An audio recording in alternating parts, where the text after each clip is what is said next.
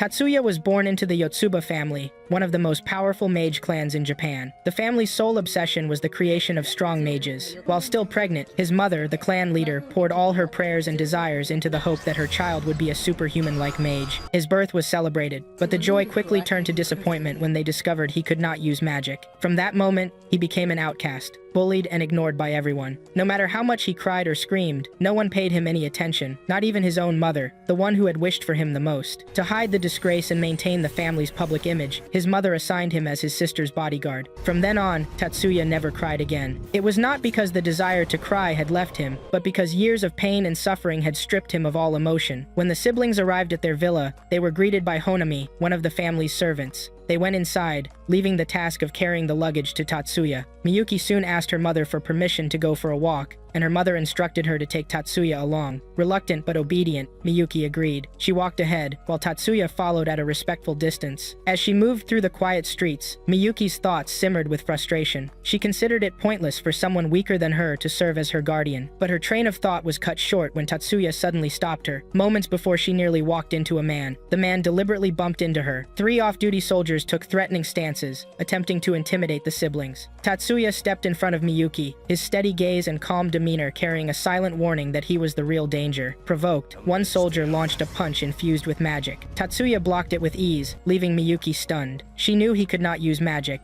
yet what she saw defied her understanding. After giving a warning, Tatsuya countered the next attack with a single punch that sent the man to the ground. Without hesitation, he took Miyuki by the hand and walked away, leaving the soldier sprawled on the floor. Miyuki was still reeling from the display of unexpected combat skill. When they returned to the villa, Minami noticed Miyuki's unsettled state. Upon hearing what happened, Hinami praised Tatsuya, but he dismissed it as nothing more than his duty, leaving Miyuki puzzled by his words. Miya, unwell, offered her own comment, remarking on his awareness of his position. With Miya unable to attend a social gathering, Miyuki was sent in her place to greet one of the branch leaders of the family. She disliked the idea, but Honami coached her on concealing her feelings for the sake of her future public image. At the party, Miyuki formally greeted Mitsugu, the branch leader, who led her to meet her cousins. Tatsuya remained by the wall in his role as her escort. The children quickly noticed him and rushed over. As he spoke to them, a faint smile appeared on his face, something Miyuki had never seen directed toward her. The sight stirred a quiet jealousy, even though she had never cared for him. Mitsugu soon intervened, taking the children away under the guise of helping Tatsuya, though in truth it was to keep them from interacting with him. Miyuki reflected on the family's internal politics and how they actively kept everyone at a distance from Tatsuya. To the Yotsuba family, Tatsuya was nothing more than a bodyguard, an expendable tool meant to shield his sister, even at the cost of his own life. Because of the family's cold influence, Miyuki never regarded him as a brother, and his distant, emotionless demeanor convinced her he felt no affection for her either. He was bound to remain by her side, not out of choice, but out of obligation. The tension eased when Tatsuya requested permission to patrol the grounds. His dedication to fulfilling his role inspired Miyuki to focus on her own duty, representing their mother with grace. The following day, the family decided to spend their leisure time aboard a luxurious yacht. Surrounded by wealth, they posed for photographs as the sea breeze carried the moment. Honami urged the siblings to take a picture together, but Tatsuya, as always, sought his mother's silent approval first. She gave a wordless nod, and to Miyuki's surprise, a blush warmed her cheeks as she smiled for the camera. The calm was shattered when the yacht abruptly swerved to evade an incoming submarine attack.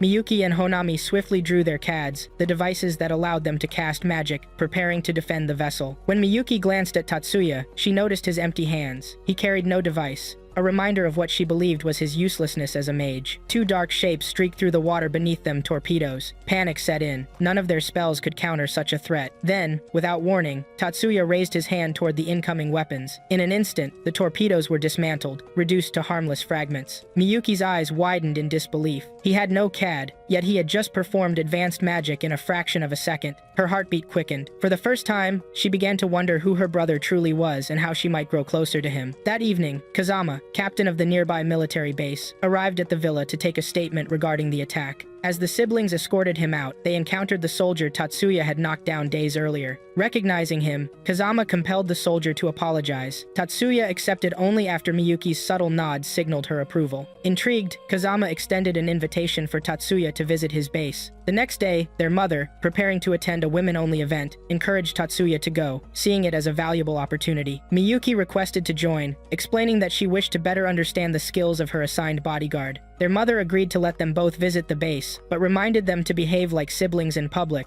instructing Tatsuya to address Miyuki by her name, rather than as Miss. Upon arrival, they were greeted by Sanada, who led them to a training area where the troops were practicing basic magic without devices under Kazama's supervision. The training soon shifted to sparring matches, and Kazama invited Tatsuya to participate. Tatsuya's first opponent was a national boxing champion. The match began with a rapid barrage of punches, yet Tatsuya evaded them with ease and ended the fight with a single precise strike. His next challenger was a karate black belt, and Kazama instructed him to go all out despite facing someone so young. As the soldier advanced, Sanada observed that Tatsuya was approaching the match as if it were real combat, keeping his distance in case of hidden weapons. The fight ended with Tatsuya countering the attack and flipping the soldier to the ground. Watching a young teenager defeat fully trained soldiers stirred the unit's pride, and Kazama called for a final match. Joseph, the same soldier Tatsuya had defeated on the first day, volunteered, eager to redeem himself. Kazama confirmed Joseph's skill, and Tatsuya agreed to the bout, despite Miyuki's unease. This time, the match would allow the use of magic. Miyuki protested, but Tatsuya dismissed her concern, noting that magic was essential for a magician. Tatsuya used his agility to create distance before casting a stunning spell, taking Joseph down. The match concluded when Tatsuya unleashed Graham Demolition, disabling Joseph's magic entirely and securing victory. The technique, an S-ranked spell capable of destroying enemy magic, left everyone astonished. After the sparring, Kazama invited the siblings for tea to discuss the technique, while Sanada offered to show Tatsuya the CADs he was working on. The devices caught Tatsuya's interest, and in the days that followed, Miyuki noticed him working tirelessly in his room on CADs, though she could not understand the reason. The calm was abruptly broken by the blare of air raid sirens. An announcement reported that a patrol boat had been attacked off the coast, and the island was under missile fire. Citizens were urged to evacuate. Tatsuya appeared to inform them that Kazama had offered shelter at the base. At that moment, the phone rang. Hanami relayed that it was Miya's sister, advising them to take refuge at the base, and to have Tatsuya's limiter removed. Miya agreed and instructed Tatsuya to request transportation from Kazama. Upon arrival at the base, Joseph guided them to a break room, where they waited with another family until the shelter was ready. Miya and Hanami both sensed that something was wrong, but the group of four waited in silence until the sound of gunfire reached them. Tatsuya attempted to use magic to scout the area, only to find the room shielded, blocking his view of the outside. Miya ordered him to investigate, but he hesitated, worried about what might happen to Miyuki in his absence. His words triggered Miya's fury when she realized he had referred to his sister by name, as if they were equals. Her temper flared, and she reminded him sharply of his status as nothing more than a bodyguard, forcing an apology from him. To ensure obedience, she used magic to compel him to follow her command. Outside, Tatsuya found himself in the middle of a gunfight between the base personnel and enemy forces aided by traitors. Inside, a soldier named Kinjo entered with 3 comrades, assuring the civilians that he would lead them to safety. Hanami informed him that one member of their group had stepped out to assess the situation, while Miya suggested that the soldiers take the other family first. Hanami briefly thought this was concern for her son, but Miya clarified that she simply did not trust those men. Before the situation could change, Joseph appeared and called out to Kinjo, who opened fire without warning. Hanami immediately raised a barrier to protect Miya and Miyuki, but one of the traitors unleashed a magic suppression spell, cutting off their ability to fight. Joseph and Kinjo exchanged heated words, and when Joseph struck a nerve, the suppression weakened. Miyuki seized the opportunity, eliminating the caster and freeing everyone from its effects. Kinjo's rage was instant, and he turned his gun on the 3, cutting them down. Moments later, Tatsuya burst through the wall, using the CAD he had been working on to disintegrate all 4 traitorous soldiers. His gaze fell on Miyuki lying lifeless in a pool of blood, and panic overtook him. Dropping to his knees, he called her name and placed a hand on her chest, but she did not respond. She was dead. Refusing to accept it, he shouted that he would not let her die, and began casting a unique magic spell. In her unconscious mind, Miyuki found herself alone in a ruined, frozen city. She heard Tatsuya's voice calling to her, and sorrow filled her as she regretted the way she had treated him all her life. She wished for a chance to apologize, but believed it was too late. As she collapsed, a wave of magic washed over her, repairing her wounds and restoring her body to its state before she had been shot. She opened her eyes, realizing it was Tatsuya's magic, and marveled at its power. When her recovery was complete, Tatsuya embraced her in relief.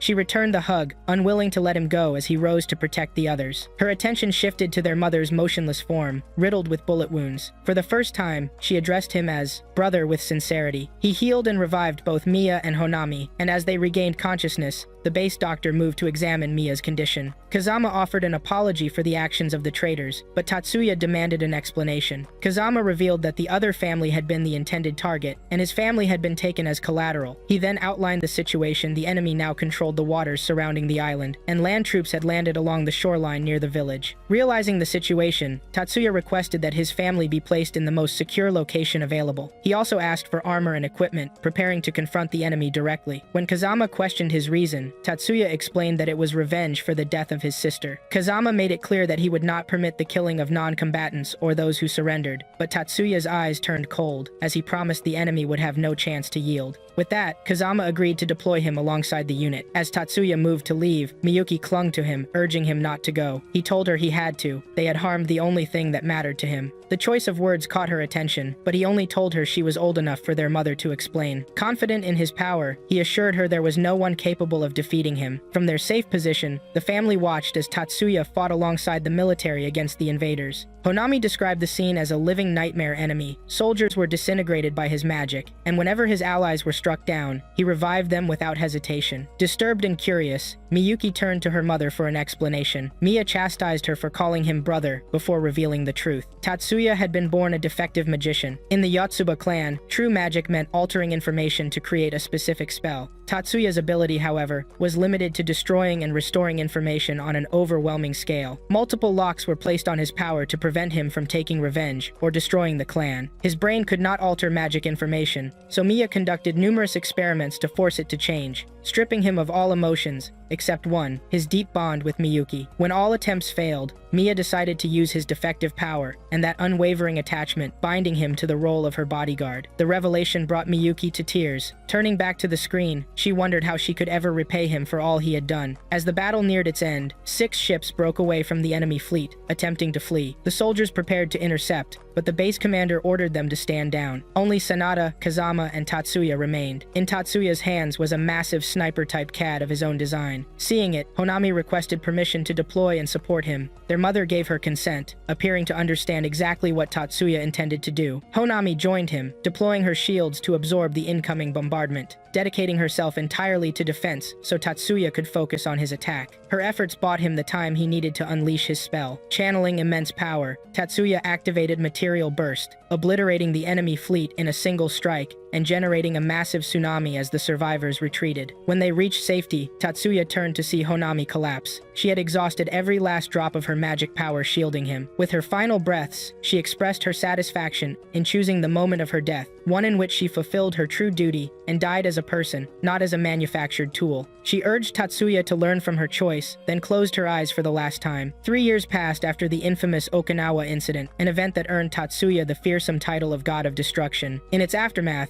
he chose to continue his education at Magic First High School, an affiliated institution of the National Magic University. Despite his vast theoretical knowledge, his practical test results placed him in the second course, a ranking for students with weaker practical skills. It's matriculation day at First High School. Miyuki expresses her disappointment that Oni-sama is a reserve student despite scoring the highest on the entrance exam. Oni-sama clarifies that practical skills counted more than test scores, so he's just lucky to have been admitted at all. Miyuki counters that no one can beat him in academics or martial arts, but he interrupts her. He says she always gets upset on his behalf, and he cares about what she does for him. Miyuki blushes, and Oni-sama reminds her that she's smart, so he can't wait to see her shine as a full Course 1 student. Miyuki gets his point and apologizes for being selfish. Oni-sama watches the school building while some girls pass by, talking about how excited he seems, even as a reserve. Shortly after, a female student asks if he needs help with anything. Oni-sama recognizes her as a Course 1 upper-class student, so he bows and stays silent. She introduces herself as Segusa Mayumi, the student council president. Oni-sama introduces himself as Shiba Tatsuya. His name rings a bell for her, and she tries to ask him more, but another girl interrupts to tell Saigusa that rehearsals are starting. In the matriculation hall, Tatsuya spots the sitting arrangement of blooms and weeds. Some weed students ask to sit next to him and introduce themselves. The matriculation ceremony begins, and Tatsuya's sister, Shiba Miyuki, is called up to give a speech as the representative of the incoming class. Outside the hall, Mizuki and Erika ask him if he wants to check out their homeroom, but he declines, saying he's waiting for his sister. Mizuki asks if Miyuki is his sister, and he confirms it. Tatsuya praises Miyuki for recognizing the relationship. friendship, and she explains that she sensed their auras and noticed they have similar commanding gazes. Tatsuya compliments her sharp eyesight, but mentions that she has hypersensitivity to spirit particle emissions, making it unsafe for her to watch his secrets. Miyuki calls out to him, breaking his train of thought. She arrives with the student council president and her colleague. Miyuki teases him about dating when she spots Mizuki and Erika, but he declines, introducing them as his classmates. Tatsuya notices the student council is still hanging around, prompting him to ask Miyuki if they're done with her. The president takes it as her cue to leave, telling Miyuki they'll discuss more details next time. She informs Tatsuya that they'll have a long chat later, then exits, while her colleague frowns in frustration. Later that night, Tatsuya notices Miyuki's expression when she walks to get coffee, and he asks her what's wrong. She explains that she received a call from their grandfather and Sayuri, congratulating her on starting high school. She wonders if they contacted Tatsuya as well, but he says they didn't. Miyuki angrily freezes the table, complaining they couldn't even send him an email, but Tatsuya calms her down. He explains that he disappointed their father by choosing to go to high school instead of taking over the family business. Tatsuya says it doesn't make him angry, he just sees it as his father relying on him. Tatsuya and Miyuki visit a temple, where Tatsuya spars with some shinobis. Mr. Yakumoy, Tatsuya's master, sneakily approaches Miyuki, and she scolds him. He jokingly teases her about getting into high school, which rattles her until Tatsuya steps in to disrupt him. They end up dueling, and even though Tatsuya tries his hardest to block the attacks, he loses. Miyuki uses magic to clean her uniform and Tatsuya's clothes. At school, Tatsuya types quickly on the computer, making Mizuki and Erika curious about what he's doing. He tells them he's checking the curriculum and signing up for classes. Another student praises his speed and introduces himself as Leo. He asks about Tatsuya's signature magic spell, and Tatsuya explains he wants to be a magic engineer since he struggles with practical skills. Leo then asks who Erika is, and they bicker over each other's rudeness. During lunch, all four of them sit together and talk about their interests. Miyuki arrives and asks to join them, but some Course 1 students show up and suggest she eat with them instead of hanging out with weeds. Leo stands up to confront them, but Tatsuya declares he's finished eating and wants to leave. At the end of the school day, Miyuki's classmates try to prevent her from leaving with Tatsuya because they want to talk. He tells her to stop associating with weeds. Mizuki questions what makes the other students so superior, even though they just enrolled. The gang leader decides to prove it. He pulls out a gun to threaten them, but Tatsuya discreetly stops him. Another Course 1 student attempts to attack them, but a female student yells for them to stop. She freezes time and leaps to attack until the president arrives to intervene. Mari, the head of the disciplinary committee, tells them to follow her to give their statements, but Tatsuya steps forward to defend everyone and prevent any penalties. He cleverly twists Mari's words to protect the female student, earning her comment that he's skilled at deceit. Mari and Tatsuya are staring at each other until Miyuki interrupts them. Segusa tells Mari to brush off the situation since Tatsuya said it was a learning experience for him. She advises them to avoid self-learning that involves activating magic due to some restrictions. Mari decides to let it go and asks for Tatsuya's name on her way out, saying she'll remember it. The Course 1 gang leader introduces himself as Morisaki Shun and tells Tatsuya to forget any idea that he owes him anything. Miyuki suggests they head home, but the female student Tatsuya covered for approaches them and apologizes. She introduces herself as Mitsui and offers to walk with them to the station. On their way, they talk about Miyuki's CAD, and she explains that Tatsuya puts her at ease when he keeps it working properly. Mizuki and Leo praise him for his skills and understanding of the OS. Erika asks him to check hers, and he says he feels unsure about messing with a unique CAD like hers. Erika calls him amazing for picking up on it. Leo identifies it as an engraving type spell, and Erika explains the concept to him. He continues, stating that she needs to feed it pigeons constantly, and asks how she hasn't run out of energy. Erika says she knows that's his area of expertise, but she doesn't use much because she only utilizes the pigeons at the moment of extension and impact. She compares it to the principle of helmet splitting. The others stare at her in shock, and Miyuki explains that helmet splitting is a technique classified under secret skills or arcane arts, which means it's not just about having a lot of pigeons. The next day at school, Segusa calls out to Tatsuya and invites them for a chat during lunch, which they agree to. Miyuki and Tatsuya arrive at the student council room. The president introduces the student council members: Mari, the disciplinary committee chair, Ichihara, the treasurer, and Azusa, the secretary. After lunch, Segusa gets straight to the point, explaining that the student council president is elected while other candidates are chosen and dismissed by the president. She mentions they always appoint a first-year representative to the student council and asks Miyuki if she would accept the position. Miyuki looks to Tatsuya for his opinion, and he signals her to accept. Miyuki stands up and agrees to their position, but asks if her brother can join the student council as well since he's talented. Ichihara tells her there's a rule about student council officials being chosen from Course 1 students, meaning the entire student body would have to vote for a change if they want to accept him. Miyuki sadly apologizes for being forward forward. Segusa confirms Miyuki's acceptance and says Azusa will explain her duties in detail. Mari interrupts to tell Segusa about a vacant spot in the disciplinary committee, suggesting that a Course 2 student taking the spot wouldn't break the rules. Segusa agrees and instantly nominates Tatsuya for the position. Tatsuya tries to decline, saying he doesn't know what the duties entail and feels he should have a say. Ichihara points out that neither does Miyuki, but she accepted. Segusa brushes this off and explains to Tatsuya that the disciplinary committee is in charge of maintaining order at school. Tatsuya again tries to avoid the role, saying he's a Course 2 student and not skilled enough to stop others from using magic during conflicts, but Mari insists she'll handle them with her strength. She suggests they continue the discussion after school. During training, Tatsuya tells his classmates about the invite, and Erika warns that it's dangerous. Tatsuya tests his speed and realizes he's too slow. Miyuki and Tatsuya walk into the student council office. The vice president, Hattori, passes by Tatsuya, introduces himself to Miyuki, and welcomes her to the council. Segusa says it's time to get started, and Mari asks Tatsuya to follow her to the disciplinary committee headquarters so he can observe and learn. Hanzo interrupts, disagreeing with Tatsuya's appointment to the committee because no weed has ever been appointed. Mari scolds him for labeling a student as a weed in front of her. Hattori further comments that being on the disciplinary committee requires practical skills, but someone like him can't handle it since they're inferior. Mari explains that Tatsuya has the eyes and mind to read activation sequences directly, allowing him to accurately predict spells to be activated. Hattori doesn't believe he has that skill. Mari states that she appointed him because she wants her committee to avoid discrimination between the two courses. Hattori expresses his disapproval to the president, but Miyuki interrupts him. She states that Tatsuya cannot be defeated in battle, but Hattori tells her she shouldn't let her judgment be clouded by nepotism as an aspiring magician. Miyuki insists her judgment is clear, but Tatsuya stops her. He challenges Hattori to a simulated battle to prove his sister right. Everyone is surprised, and Hattori accepts the challenge, saying he will show Tatsuya his place. On the way, Miyuki apologizes to Tatsuya for getting him into trouble, but Tatsuya reassures her. He reminds her that she gets angry for him. He suggests she say something more suitable for the moment, and she wishes him good luck. Tatsuya arrives at the practice room and sets up his CAD in the shape of a gun. He explains to Mari that he doesn't have the processing ability to master a general CAD. Hattori laughs at him and comes up with a plan to defeat him. Mari sets the rules, and the battle begins. But to everyone's shock, Tatsuya defeats Hattori immediately. Mari kicks things off by asking Tatsuya if he used a self-acceleration spell, but Tatsuya says no, explaining that it was just a genuine physical technique. Miyuki jumps in, proudly saying her brother is practicing ninjutsu from the notorious Yakumo Kokonoe, which surprises everyone. Segusa wonders if the spell he used in the attack was ninjutsu, since it looked like he was releasing Sion waves. Tatsuya confirms this, and explains how Hattori ended up knocked out. Ichihara analyzes his techniques and questions how his technical score on the entrance exam could be so low despite his high processing speed. Azusa checks his CAD and realizes it's a silver horn made by a mysterious genius magician, and she gets all excited about it. Ichihara runs the numbers and wonders what exactly Tatsuya has accomplished. He clarifies that, in this school, multivariable evaluations don't focus on processing speed, calculation scale, or interference intensity. Hattori regains consciousness and elaborates that in the practical exam, magic skill scores depend on spell invocation speed, the complexity of the magic sequence, and strength in target data rewriting. He points out that tests often don't reflect a person's true abilities. Hattori approaches Miyuki and apologizes for his comment about nepotism, and she apologizes back for being out of line. Mari reminds Tatsuya about their plan to visit the disciplinary committee headquarters. Once there, Mari apologizes for the messy boardroom. Tatsuya offers to clean it up, saying as an aspiring magic engineer, he can't stand the place. Mari questions why he wants to be an engineer given his combat skills, but Tatsuya explains that at his level, he can't expect more than a level C license no matter what he does. Mari reminds him why she recruited him, but Tatsuya believes that the upper-class students in Course 2 might not appreciate being overseen by a level 1 student. Mari insists he would handle the first-year students better. They shouldn't have any biases since they just started. Tatsuya admits he's not so sure because someone told him, "I'm never going to acknowledge you." When Mari asks if he means Murasaki, he nods. She informs him he'll be joining the committee under a faculty recommendation, which flusters Tatsuya, prompting Mari to tease him. Two students walk in to tell Mari they've finished the day's patrol, and there were no arrests. They notice Tatsuya, and she introduces him as a Class 1E student. One of them corrects her that the proper term is Course 2 student. Mari playfully warns them to be careful if they don't want to get beaten. She shares the news about Hattori's defeat, and they're surprised since no student has ever beaten him before. They gladly welcome Tatsuya to their team. Mari expresses her frustration with the school's silly labeling of blooms and weeds, but thankfully, both students get her vibe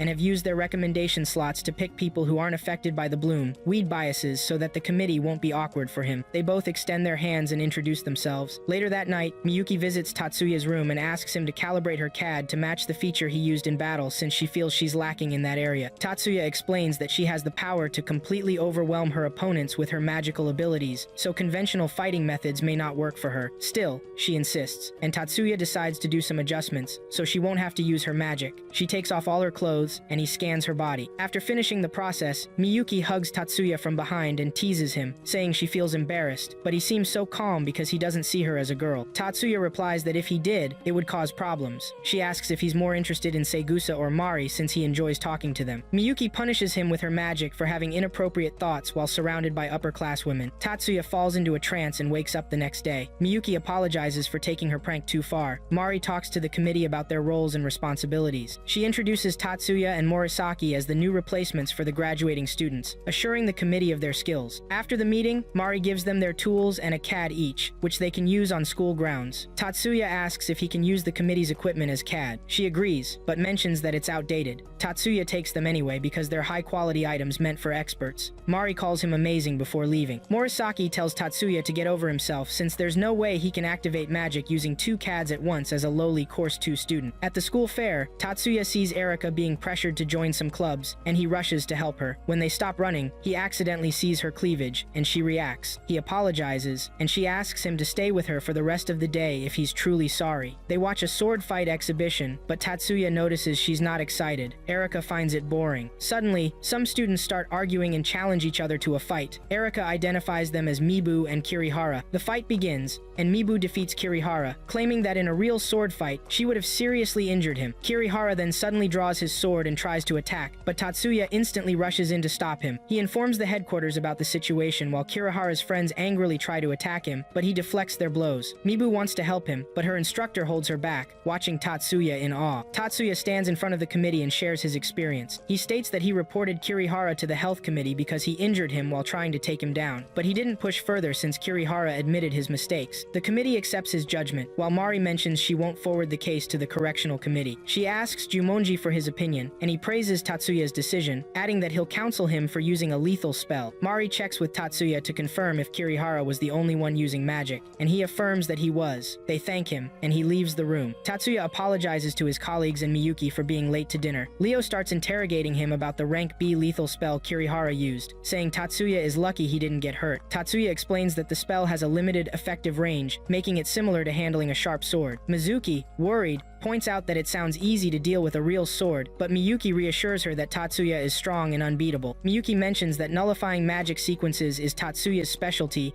and questions if he used cast jamming. He admits he can't compete with her. She playfully says she can see right through him. Their colleagues joke that they seem like a couple because of their interactions. Leo asks about cast jamming, and Erika explains he needs an Antonite to activate it. Mizuki wonders how he got it since it's pricey. Tatsuya clarifies that it's not just about the cost. Civilians aren't allowed to own it because it's a military resource. He reveals that he applied the theories of cast jamming to specific magic jamming. Erika asks if he created a new type of magic, but he explains that he discovered the technique using his 2 CAD zone CAD jamming the other while launching a magic sequence. Leo questions why it has to stay confidential since he patented it. Tatsuya explains that the technique isn't perfected yet, and the real issue is that magic can be blocked without Antonite. Erika elaborates that if an easily obtainable technique for nullifying magic spells were to spread, it would shake society to its core. Tatsuya adds he can't publicize it until a method to counter Antonite is found. Miyuki points out he's overthinking it, as not everyone can read their opponent's activation sequence during launch like he can. While patrolling the school grounds, Tatsuya gets a message about a brawl in the gymnasium and rushes to handle it, but gets ambushed by a disguised male student. In class, Leo asks if Tatsuya still has a committee meeting, but Tatsuya declines, saying he's off duty. Leo mentions he's been the focal point of recruitment efforts, with students calling him the mysterious first year who defeated the Magic Club regulars without using magic. Miyuki arrives, and they leave together. Mibu approaches and suggests they hang out so she can thank him properly, but Tatsuya says he'll join her in 15 minutes. Miyuki heads back to the student council room, and Tatsuya bids her goodbye. Miyuki expresses her concerns about people swarming around him for selfish reasons once they discover his strength, but he reassures her he won't be reckless enough to fall for traps. Tatsuya arrives at the cafe, and Mibu thanks him again for his help, but Tatsuya downplays it, saying he just did his job. Mibu points out that the situation was resolved peacefully because he defused the brawl without anyone getting hurt. Tatsuya asks why she wants to see him, and she explains that she wants him to join the kendo team. Tatsuya declines but asks for her reasons for recruiting him. Mibu explains there's discrimination in school against non-magic users, so they've formed a team for them, aiming to present their argument to school management. Tatsuya mocks her understanding and questions what she plans to do after the argument. In the student council room, Mari asks Tatsuya if he verbally abused Mibu at the cafe because she heard reports that Mibu was blushing around him. Miyuki,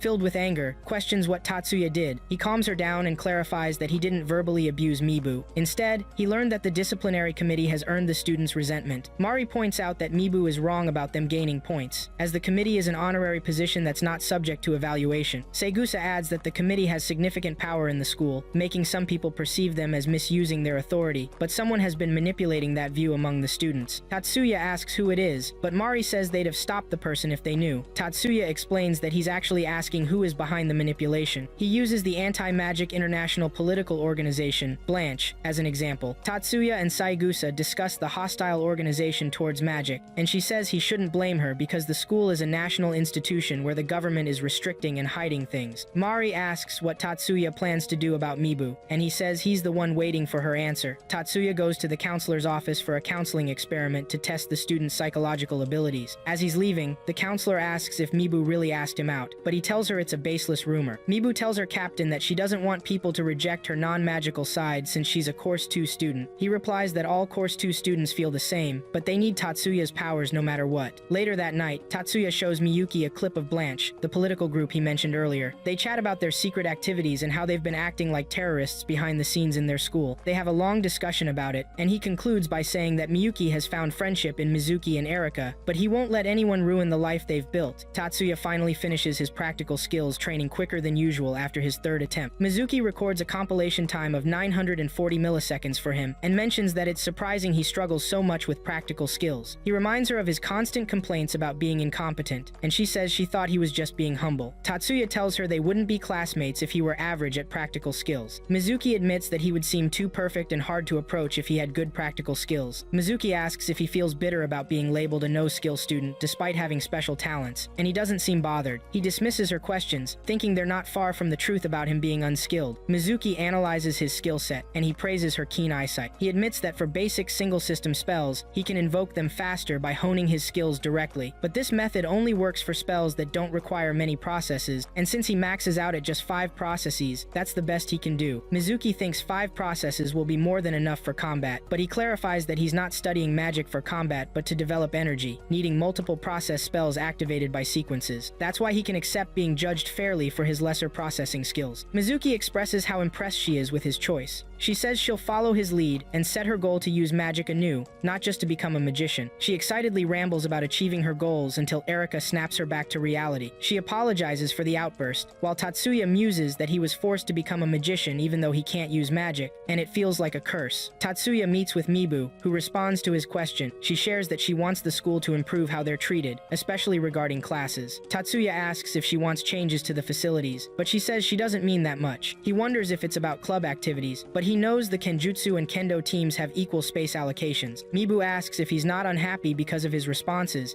and he admits that he is, but he's not interested in any changes since his expectations for the educational facility aren't high. Tatsuya says as long as he can read unpublished documents available only at Magic University affiliated schools and gets his diploma from a magic school, he's satisfied. He adds that discrimination comes from the students, not the school, so he doesn't share the same views as her. He stands up and walks away, leaving her feeling helpless. During class, the students listen to an interception from the broadcasting room by the Kendo team. They're looking for a chance to negotiate with the Student Council and the Extracurricular Activities Federation about the ongoing discrimination in the school. Miyuki and Tatsuya arrive at the broadcasting room to find the other council members waiting by the door. Mari reports that they've cut their connection, so they can't broadcast, but they locked themselves inside with the master key. Tatsuya points out it's a crime, and Ichihara adds that's why they should handle it discreetly. Tatsuya asks Chairman Jumanji for his opinion, and he expresses a desire to negotiate, although their illegal act cannot go unpunished. Tatsuya calls Mibu to let her know that the student council wants to negotiate and guarantees her freedom. After the call, he tells them he got her contact because she asked to meet up, and he didn't realize it would come in handy. He instructs them to get ready to take the others into custody. Mari reminds him of his promise to guarantee their freedom, but Tatsuya clarifies that he only assured Mibu. The council arrests Mibu's friends, and she almost hits Tatsuya, accusing him of betraying her. Just then, the chairman steps in and explains that they will listen to their demands, but the others still committed a punishable offense. Segusa arrives and tells them to release everyone because they can't negotiate with just Mibu since the others are students too. She informs them that the school handed the issue over to the student council. She asks Mibu to join her to discuss the negotiation of their coalition. The next day at school, Miyuki and Tatsuya approach the president to ask about the outcome of the negotiations. Segusa explains that they want equality between the course 1 and 2 students, but they don't have any strategic plans. They want the student council to take action, so she has decided to hold an open forum the next day. Tatsuya worries that it's too soon, and questions who will represent the council. Segusa nominates herself, saying she's good at logical arguments, but if the students win in the debate, she'll have to consider their demands. News of the open forum spreads quickly among the course 2 classes. Tatsuya spots a student pressuring Mizuki to make a decision and intervenes. He recognizes the guy as the one who ambushed him earlier. Tatsuya tells him to back off since Mizuki isn't interested in what he's offering. As he steps away, Mizuki explains that the student is Tsukasa Kinoe, the captain of the kendo team. She mentions that he wants her to join a team for people with her skills, but she has declined, and he keeps pushing. Later that night, Miyuki and Tatsuya visit their master, who shares the history of Tsukasa Kino. He mentions that Tsukasa comes from an ordinary home, and his hypersensitive eyes are inherited from his grandfather. Miyuki asks how he's connected to Blanche, and Mr. Yakumo explains that Tsukasa's older stepbrother is the leader of the Japan Blanche branch, and he placed Kinoe in first high school for a reason. During the open forum, students express their frustrations, and Segusa addresses everyone. She captures their attention with her speech, and promises to work on achieving equality, especially within the student council. They all applaud her, but suddenly an explosion rocks the hall. Members of Blanche infiltrate the school, and the student council steps in to protect the students while Miyuki and Tatsuya go to check out the practice room that exploded. Leo holds off Blanche until Miyuki arrives and defeats them with magic. Tatsuya tells them they're terrorists, which means they can fight back without holding back since they aren't students. He asks if there are more of them, and Mizono, their counselor, shows up to inform them that Blanche's target is the library, meaning attacking them is just a diversion. She mentions that the main force is in, and Mibu is with them too. Tatsuya asks her to explain everything later, and she asks him for a favor. She wants him to give Mibu a chance because she has been struggling mentally, but the job was too much for her to handle as a counselor, so Mibu ended up in their trap. Tatsuya thinks she's being too easy on Mibu, and he angrily tells Miyuki to come with him. Leo calls him a bit callous, but Tatsuya insists he won't be the only one getting hurt due to misplaced sympathy. Tatsuya takes off, and they follow him. On their way, Leo fights off the terrorists with his voice-activated spell. He blocks their attacks with his CAD, and Erika wonders how it hasn't broken. Tatsuya explains he has a fortifying spell on the CAD, so it can't break no matter how hard he hits it. When they arrive at the library, Tatsuya uses his activation sequence detection skills to locate the terrorists. Erika praises him for having skills that will keep them from getting ambushed. She jumps out to attack the terrorists at the entrance, while Miyuki and Tatsuya fly off to the special room where the terrorists are trying to steal the Magic University's secret materials. Mibu, who is with them, questions why they need cutting-edge magic research when their goal is to fight against discrimination. The terrorists gain access, but the door swings open in an instant. Miyuki and Tatsuya enter the room, and Tatsuya blows away their materials, announcing that their plot is now over. One of them tries to shoot at Tatsuya, but Miyuki defends him by freezing the gun. She asserts that no malicious intent toward Tatsuya could escape her notice. Tatsuya tells Mibu the harsh truth. Her dream of creating equality can't happen because the world is how it is, and she's being used. She angrily questions if fighting against discrimination is wrong. She claims he must have been compared to his sister because of her talent, so he must have dealt with unfair humiliation. Miyuki interrupts, disregarding her words, saying she loves and respects Tatsuya, so she bears no contempt for him. Miyuki expresses pity for Mibu because she's made herself feel inferior, and no one despises her as much as she does herself. The terrorists order Mibu to use the ring, which she does, and they cast a cast-jamming spell on the group. Tatsuya defeats the terrorists, but Mibu gets away. Miyuki tries to follow her, but Tatsuya stops her, confident that Erika will handle it. Mibu reaches downstairs and meets Erika. Erika playfully challenges her to a fight and attacks at full speed, surprising Mibu. She mentions having the same skills as Mari, but Erika clarifies her skills are slightly different. Erika successfully breaks Mibu's sword and tells her to keep going because she wants to see her push herself hard to destroy the specter of the woman who holds her back. Mibu takes off her ring, saying she doesn't need it to beat her. They both charge at each other, but Erika defeats her instantly. She introduces herself as the daughter of the Chiba family and adds that Mari is her disciple, so she's better than Mibu in kenjutsu skills. Mibu loses consciousness, and Erika holds her up. The disciplinary committee confronts Tsukasa on his way and accuses him of being behind the attack. The student council gathers around Mibu, who is in bed sick. She shares how Captain Tsukasa has been talking to them about the discrimination in the kendo team. Mibu tells them about when she started feeling inferior and what made her listen to the captain. Not long after she got admitted to the school, she witnessed Mari using her magic sword skills to handle a situation caused by the Kenjutsu team, which really impressed her. Mibu asked Mari if she could train her, but Mari turned her down coldly. Surprised, Mari asked what she meant by that. Mibu goes on to recall that Mari told her she was no match for her and should choose a more suitable opponent. Mibu thought Mari said that because she was a Course 2 student. Mari interrupts and insists she didn't dismiss Mibu. She restates what she said. With my skills, I could never be a match for you. It would be better if you trained with someone more worthy. Mari explains that she had pure swordsmanship skills and that Mibu could never beat her without magic, which is why she declined the offer. Mari cries, calling herself an idiot for holding a grudge against Mari for an entire year over a misunderstanding while downplaying her own strength. Tatsuya comforts her, saying she didn't waste her time because she became stronger. Later, Tatsuya asks where Blanche's headquarters is because he plans to take them all down. The council leaders try to convince him not to go since it's dangerous, but he disregards them, stating he will eliminate anyone who disrupts his and Miyuki's daily lives. Miyuki, Erika, and Leo volunteer to join him. Miyuki asks how they will get there, and Tatsuya heads for the door to reveal Mizono, who has been eavesdropping. She provides them with the location, and Jumonji volunteers to go with them, offering to drive. He tells Segusa to stay back and keep control. While Jumonji waits by his car, Kihihara rushes over after overhearing Mibu's story. He begs Jumonji to let him join because he wants to avenge Mibu and express his anger toward those responsible for her situation. Tatsuya assigns everyone's roles for the infiltration. He tells Leo and Erika to secure their escape route and handle anyone trying to run away while he breaks in with Miyuki. They smash through the entrance gate using Leo's voice activation spell combined with the car's full speed. Miyuki and Tatsuya head into the building, and he senses a group of armed men nearby. He urges Miyuki to follow him, and they find the leader of the Japan Blanche organization. He introduces himself as Tsukasa Hajime, and Tatsuya immediately aims his CAD gun at him. He orders them to surrender and drop their weapons, but Hajime just laughs at Tatsuya. He offers Tatsuya a spot in their organization because he's interested in his ability to perform cast jamming without Antonite. Tatsuya sees through his plan and connects the dots. He reveals that he's been using Mibu to get in touch with him and his brother to attack him because he's after his skills. Hajime praises him for being clever, but says that coming to attack him while knowing all this shows he's still a kid. Hajime tosses his glasses up and launches a hypnosis attack on Tatsuya, commanding him to join them. Tatsuya shocks him by talking back and explaining the type of magic he used without getting hypnotized. He questions if the hypnosis was what Hajime used to replace Mibu's memories, and Miyuki angrily labels them as vulgar rogues upon realizing they messed with her memories. Tatsuya continues, saying he escaped hypnosis because he didn't fall for Hajime's distraction trick with the glasses and controlled his CAD with his other hand. Hajime is baffled about how he dodged the attack with counterattack cast jamming. He orders his men to shoot at Tatsuya, but their guns break under his spell. Hajime makes a run for it, and Miyuki urges Tatsuya to chase him while she handles the other men. One of the guys tries to attack Tatsuya, but Miyuki freezes him with magic. Tatsuya tells her not to push too hard since they aren't worth her getting her hands dirty. She angrily freezes the other men for thinking of attacking Tatsuya. The chairman, Yumonji, and Kirihara take out some soldiers as they make their way to the building. Tatsuya approaches Hajime's hiding spot, where his men are surrounding him. Tatsuya enters and wrecks their guns. They try to use cast jamming on him, but he senses their skills and the source. Hajime commands his men to kill Tatsuya, but he fires back using a cast jamming spell. Hajime, shocked, asks how Tatsuya can use magic while under cast jamming,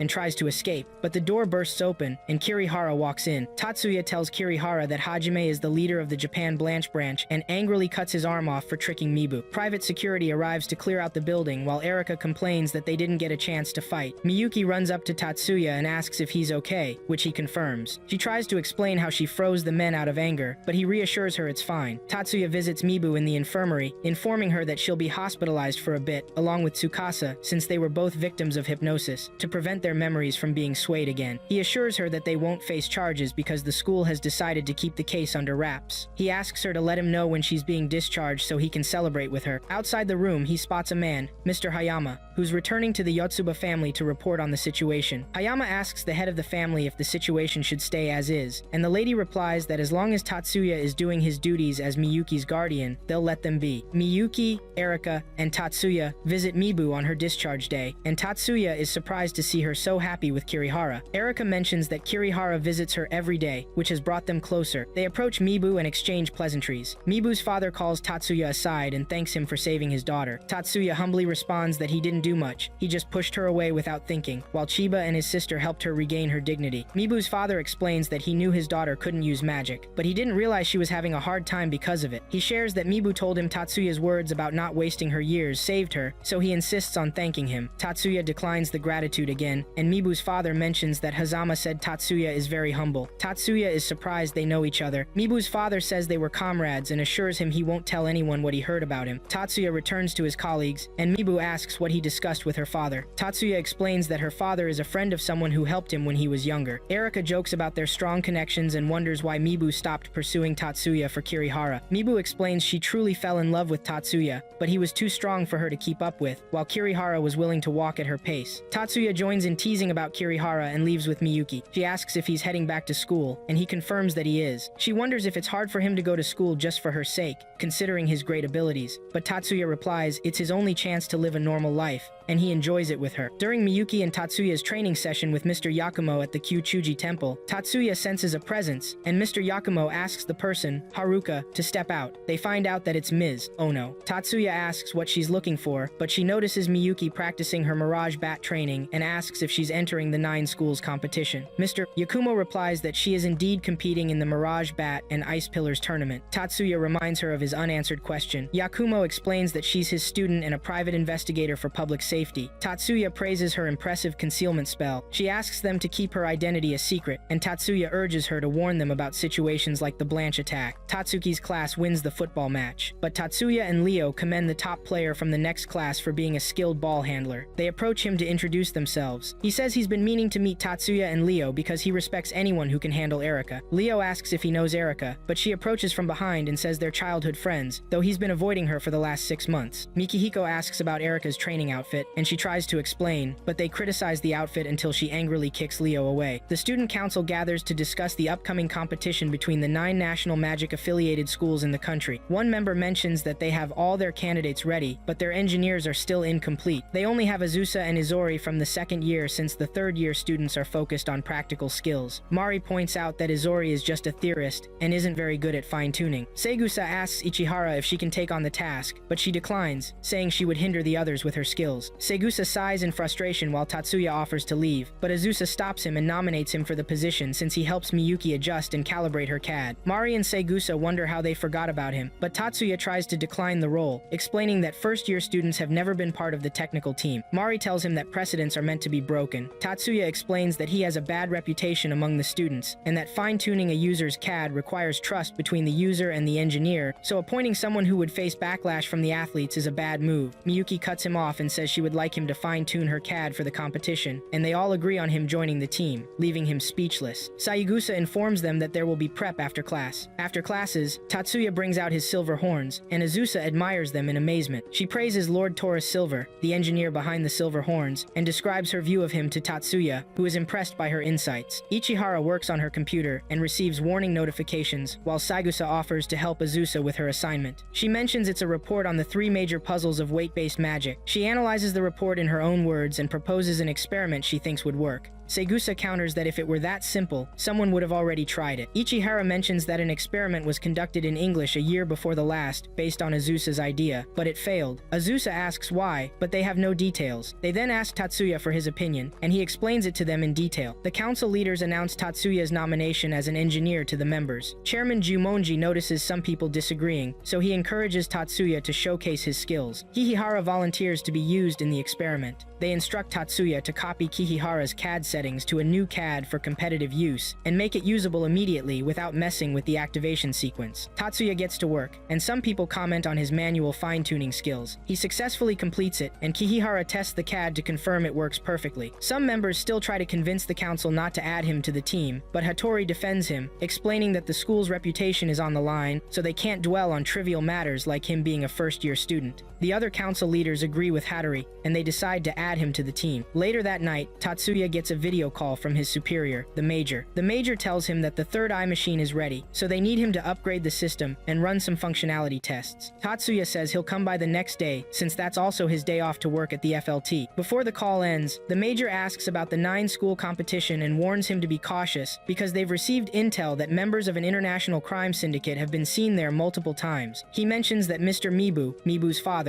provided the information after transferring to the Cabinet Information Management Agency post-military, and he now now oversees the International Crime Unit. The major says he'll reach out when he has more updates. While in his room, Miyuki drops by with a cup of coffee, wearing her Mirage bat costume. He compliments her outfit and shows her the flying spell he finished. She praises his talent, and he encourages her to test the CAD before he takes it to FLT. Miyuki tests the flying spell and confirms that everything is working perfectly. Tatsuya watches her fondly as she flies around with it. Tatsuya visits the FLT Development Center with Miyuki, where the staff warmly welcomes him, referring to him as the young master. He asks for Chief Ushiyama, who steps forward. Tatsuya greets him modestly, but the chief insists they are all his subordinates, so he should stop being so humble or risk setting a bad example. He tells Tatsuya it's an honor for everyone to work under him as Mr. Silver. However, Tatsuya points out that there would be no Taurus Silver without him, Mr. Taurus, the head of the facility. The loop cast system for the silver horns wouldn't have been possible without his technical skills. Chief Ushiyama brushes off the praise and says it's time to get to business. Tatsuya presents the prototype of the flying device, and the chief is amazed. Tatsuya explains the concept, and the chief asks one of the staff how many models they have available. The staff replies they have 10, but the chief commands him to bring all they have, stating they're dealing with a flying spell that could change modern magic history. The staff tests the flying device, confirming it can accelerate both vertically and horizontally. The technical team verifies its features and control system, detecting everything is in perfect working order, so they celebrate the successful development. After the test, the testers return tired, and Tatsuya realizes that the continuous processing of the activation sequence would be too stressful for them. Chief Ushiyama explains that compared to him and Miyuki, an average magician has only a small amount of pigeons at their disposal. Tatsuya suggests they need to improve the efficiency of the CAD's automatic absorption scheme, and Chief Ushiyama proposes to handle it on his end if he gets the necessary hardware for processing. As they're leaving, Miyuki spots her father and the Yoshiba family's butler, Mr. Aoki. He greets Miyuki alone, but she reminds him that she's not alone, insisting he acknowledge Tatsuya. Mr. Aoki says Tatsuya is just an ordinary bodyguard, claiming he has no reason to respect him as the Yoshiba family's butler. Miyuki reminds him that Tatsuya is her brother. Aoki argues that everyone wants her to be the successor to the family title, putting her on a different level than him. Tatsuya interrupts and accuses him of making serious claims. He questions whether his aunt has named a successor, to which Mr. Aoki declines. Tatsuya interprets this as Mr. Place, Artuek, the Tanzers. Aoki trying to plant doubts in the mind of a succession candidate, suggesting he's being disruptive. The two continue exchanging words until Mr. Aoki calls Tatsuya a heartless bogus magician. Tatsuya counters that the heartless bogus magician label was created by his mother, the elder sister of the current head of the Yotsuba family and the former head, so calling him bogus insults them. Shiba tells him to stop speaking ill of his mother, even if his hatred for her is justified. Tatsuya leaves, stating he doesn't hate his mother because he lacks a heart for hatred. While in class, Tatsuya's classmates congratulate him on being elected as an engineer. At the launch ceremony, Segusa officially announces the athletes and engineers. When Tatsuya's name is called, Miyuki hands him the competition tag as his classmates cheer for him. Tatsuya introduces his engineering skills to the female athletes, but some show no interest in his help and begin to argue among themselves. He sighs and suggests they start the meeting. During the training session, Mizuki sneaks a look at the athletes, but her attention shifts when she sees a magic explosion from one of the school buildings. She walks down the hallway and peeks into the pharmaceutical experiment room to find Mikihiko practicing magic. Mikihiko notices her presence, and the water spirits turn toward Mizuki, but Tatsuya intervenes and stops it. He calms Mikihiko, saying Mizuki disrupted the spellcaster's focus. Mikihiko apologizes for his inexperience and thanks Tatsuya for saving her. Tatsuya assesses Mikihiko's magic and calls it ancient magic. Mikihiko admits he was practicing his summoning magic with a water spirit. Tatsuya asks Mizuki what she saw, and she describes orbs of light in different shades of blue. Mikihiko gazes at her eyes in amazement, but Tatsuya interrupts them, prompting Mikihiko to apologize. He thinks Mizuki has crystal eyes and wants to see them up close. Mikihiko explains the concept of crystal eyes to Tatsuya, concluding that Mizuki has them. Tatsuya remarks that she's the kind of person who would make someone like him sell their soul to get close. Mikihiko agrees, saying that a year ago, he would have been captivated and would fight hard to keep her by his side, but he no longer feels that way. He adds that doesn't mean he's going to share his discovery with other spellcasters,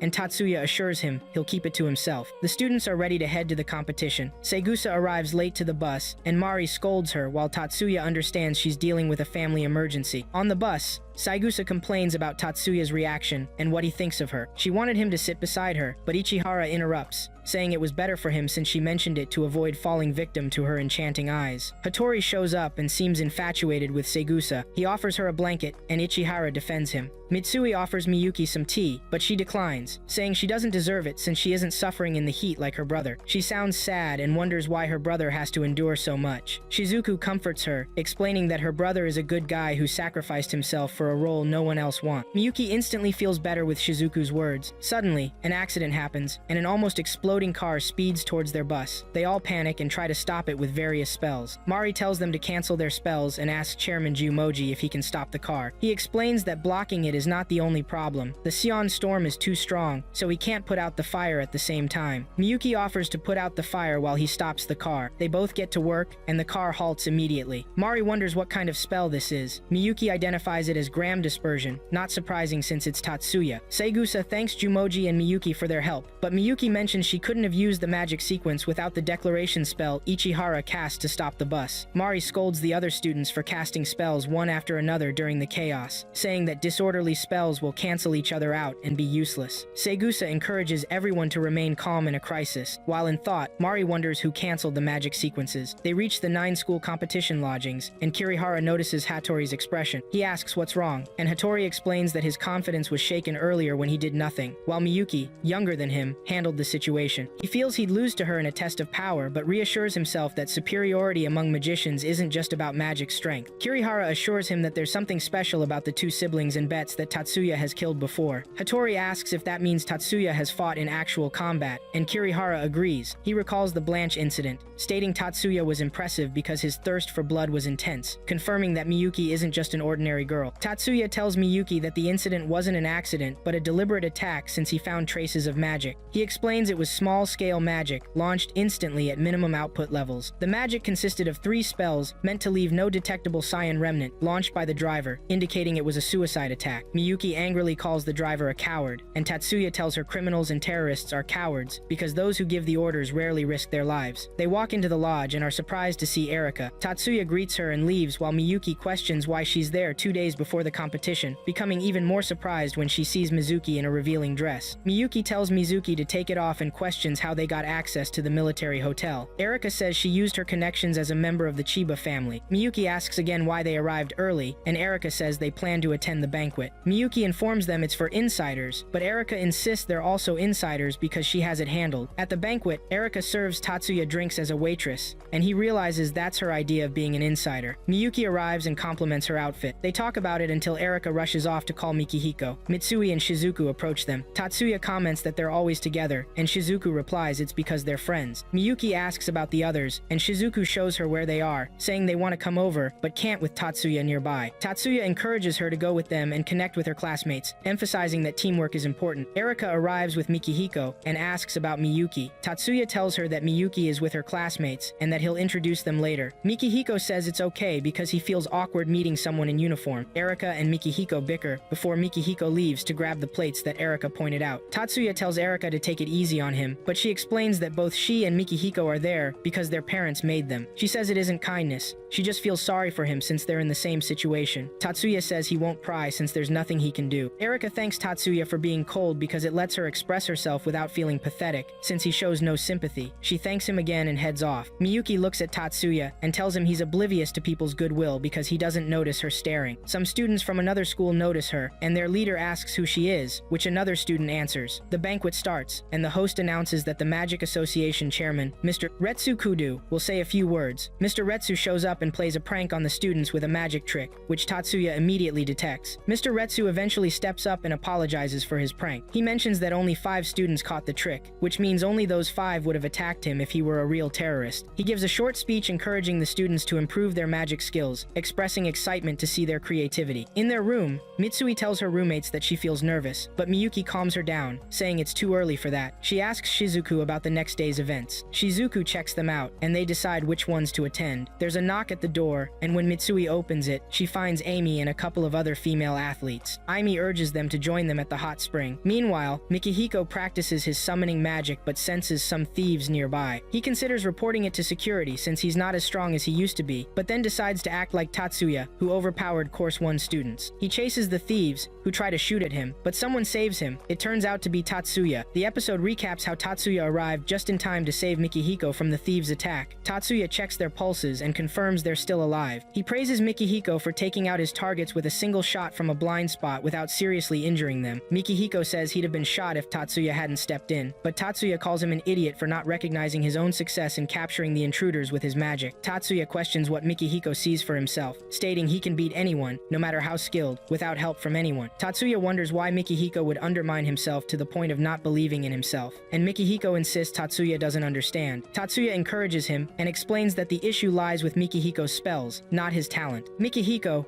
frustrated, asks how Tatsuya can say his legendary family spell is faulty when he's only seen him practice a few times. Tatsuya clarifies that he can read activation sequences and analyze magic sequences. Mikihiko struggles to believe this, and Tatsuya admits he can't force him. Tatsuya tells him to call security while he keeps watch over the intruders. As Mikihiko heads out, the Major arrives and notices Tatsuya's feelings for Mikihiko. The Major points out that it's unusual for someone indifferent to others, and wonders if Mikihiko resonates with Tatsuya because he shares similar struggles. Tatsuya tells him he's moved past those struggles, to which the Major notes that his words show he remembers what that feels like. The competition kicks off, and the commentator announces that the official matches will last 5 days, while the rookie competition will go for 10 days. Tatsuya asks Mitsui if she's ready for the competition, and she affirms, mentioning she's been working on her physique. Miyuki chimes in that she now has muscles, leaving Mitsui embarrassed, stating she doesn't want to become a macho woman. Tatsuya laughs at her comment, making her feel shy, but Shizuku says Tatsuya is laughing because of the way she phrased it. Mitsui expresses feeling left out since Tatsuya will be with them during their competition. Tatsuya reassures her he trained with her and will help fine-tune her for the Mirage board match, but Mitsui remains unimpressed. The waterboard competition starts, with Mari representing the first high schools. She stands confidently on her board as the race begins. Tatsuya analyzes her magic usage and discerns she's combining about 3 spells, making it hard for her opponents to compete. Tatsuya calls her a strategist, while Erika remarks that she's not a nice person. The commentator declares that the winner is obvious based on the distance between the athletes. Tatsuya visits Major Kazama's office, where he spots other officials. They urge him to sit, but he insists on standing. One of the officials explains he wasn't invited as their special officer and strategic class magician, but as a friend, worried they'd be lost if he continued standing. Tatsuya agrees to sit with them. Major Hazama informs him that the intruders from the previous night belong to the No-Head Dragons, the international crime syndicate he mentioned. Tatsuya asks if they're targeting the 9 schools competition, but the Major is unsure. The lady serving tea asks how Tatsuya was present during the attack. He explains he sensed their presence while walking after fine-tuning the CAD for the matches. Major Hazama wonders if Tatsuya's teammates know about his silver identity, but Tatsuya says he's kept that conversation under wraps since it's confidential. They discuss the possibility of him joining the competition, but the Major says it's a bad idea because casting top-secret military-grade magic in a public tournament isn't wise. Tatsuya assures him it's rare for an engineer like him to participate in a tournament. Tatsuya returns to the competition arena, where the next match is happening in the speed shooting qualifiers venue. He comments on how crowded the arena is, and Miyuki mentions it's because Segusa is competing. He asks about Mikihiko, and Erika tells him he's resting in the lodge because he feels sick. The competition starts, and Segusa shoots flawlessly, winning her opponent with a perfect score, while her school supporters cheer for her. Later that night, the ladies celebrate their victories in the matches. Segusa mentions that Hattori managed to win his match despite having issues with his CAD. She realizes that the CAD needs proper calibration, and they wonder who can help him since his engineers will be busy the next day. She suggests asking Tatsuya, since he's free the next day and the day after, and urges Miyuki to pass the message to him. Miyuki tells Tatsuya about the request. He agrees to help but shares his concerns about her walking back to the hotel alone at night. He offers to walk her back, leaving the CAD he's programming behind because she's more important to him. She says she feels the same way. In the next match, Segusa sees Tatsuya fine-tuning her CAD. She tells him she's counting on him and asks for his help with her stretching exercise. She says she feels like his younger brother because he doesn't seem flustered around her. Tatsuya says he wants to check out other athletes, but Izumi, the second engineer, shows up and tells him she'll take care of them so he can watch Segusa's match. As expected, Segusa wins again. Some athletes, including Tatsuya, gather to watch Kanan's performance, confirming that the females are in the lead. While returning to their tent, Ichihara informs him that the results of the men's crowd ball weren't what they expected, so they're calculating projections on how to win the overall title. Tatsuya agrees, saying they need to win 4 out of the remaining 6 matches to take the overall title. Later that night, Miyuki visits Tatsuya's room with their friends. Erika notices the weaponized integrated CAD on his table. Miyuki asks if that was the toy he was playing with when she visited before, and he confirms it. He shows it to Leo and suggests he gives it a try. Leo and Tatsuya test the new weapon at the combat training ground behind the lodge. Leo holds the blade, slicing through the air with a section floating up. Tatsuya confirms the test, and Leo praises him for doing a great job since the fortifying magic works even when physically disconnected. Tatsuya explains the concept and tells Leo he will be doing a live test. He brings out some pellets for Leo. Leo performs the test and swings the sword smoothly. The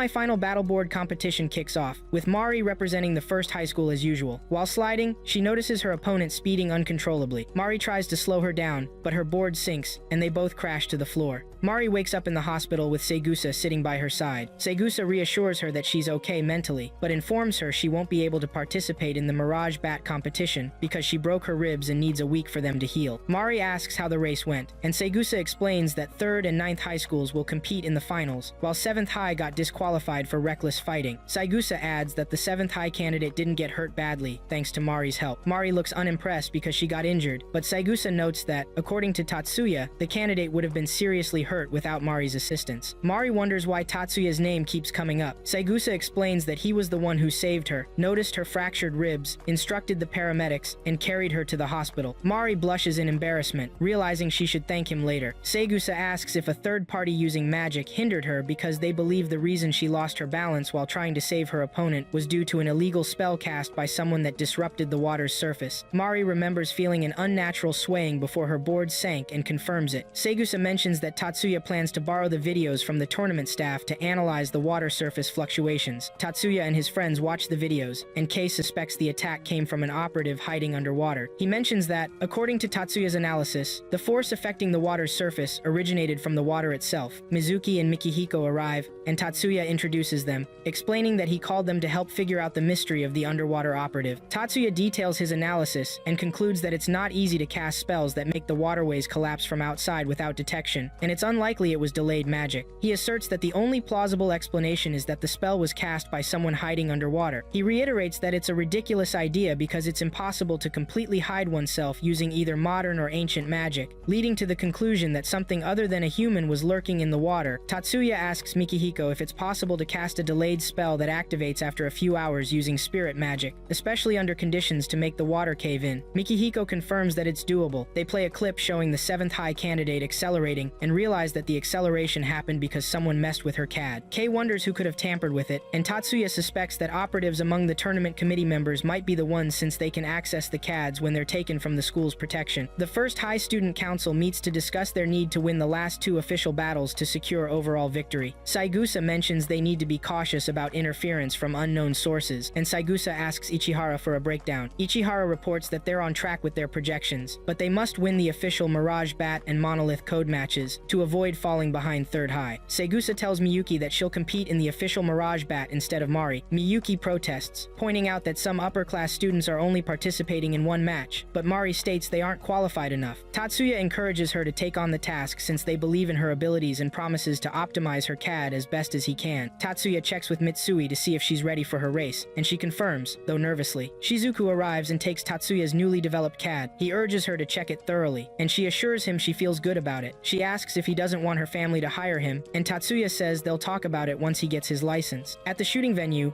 Mari expresses that it's their first time seeing Tatsuya's engineering skills in action. Ichihara notes that he's received plenty of praise from the athletes, and more students are requesting him to fine-tune their CADs. Segusa worries about potential impacts on the other matches, but Ichihara reassures her that it's under control. As the shooting begins, Shizuku performs perfectly, and they analyze her skills. She finishes with a perfect score, and they commend Tatsuya's engineering skills. Tatsuya comments on the CAD, expressing surprise that they went for the blind spots, but the settings weren't malicious, just as he expected. Shizuku tells him he worries too much since it's still just the preliminaries. Tatsuya mentions she will fight in match mode during the quarterfinals, so he has optimized her sword, and she can check it out. Ichihara reviews the match results and notes that the ladies are winning, while 2 boys in the boys' races didn't make the cut. She suggests they should put more effort into training engineers in their school. Tatsuya finishes setting up Shizuku's CAD and reassures her that she'll win. Shizuku confidently replies that she will, because Tatsuya has set everything up perfectly for her. Shizuku wins the newcomers' speed shooting quarterfinals with a perfect score, and her school members cheer with joy. Segusa greets her happily and shares how impressed she is. Tatsuya insists the girls won through their own hard work, and Segusa praises them too. Mari adds that Tatsuya's efforts in the matches shouldn't be overlooked. Finally, Tatsuya acknowledges the praise but says thank you with a lack of enthusiasm. Mari wonders why he sounds that way. He explains that the achievement of having all their players on the podium is largely due to his engineering skills, which they all know to be true. The athletes share their thoughts, with Amy saying she felt like her magic had suddenly improved. Ichihara mentions that the university has approached them about officially adopting Shizuku's magic into the Magic University Index. Tatsuya tells tells them to list Shizuku as the developer's name. Shizuku tries to argue, but he explains that the first person to use a new type of magic is credited as the developer, and he also wants to avoid the embarrassment of being unable to use magic. Segusa interrupts their discussion and tells Tatsuya she's counting on him for the next matches. The athletes of 3rd High School gather to discuss First High's strategy. Their leader, Masaki, notes that the girls aren't winning because of their magic skills, since some of them don't seem to have exceptional abilities. He says their losses aren't due to a lack of talent, so there must be another reason.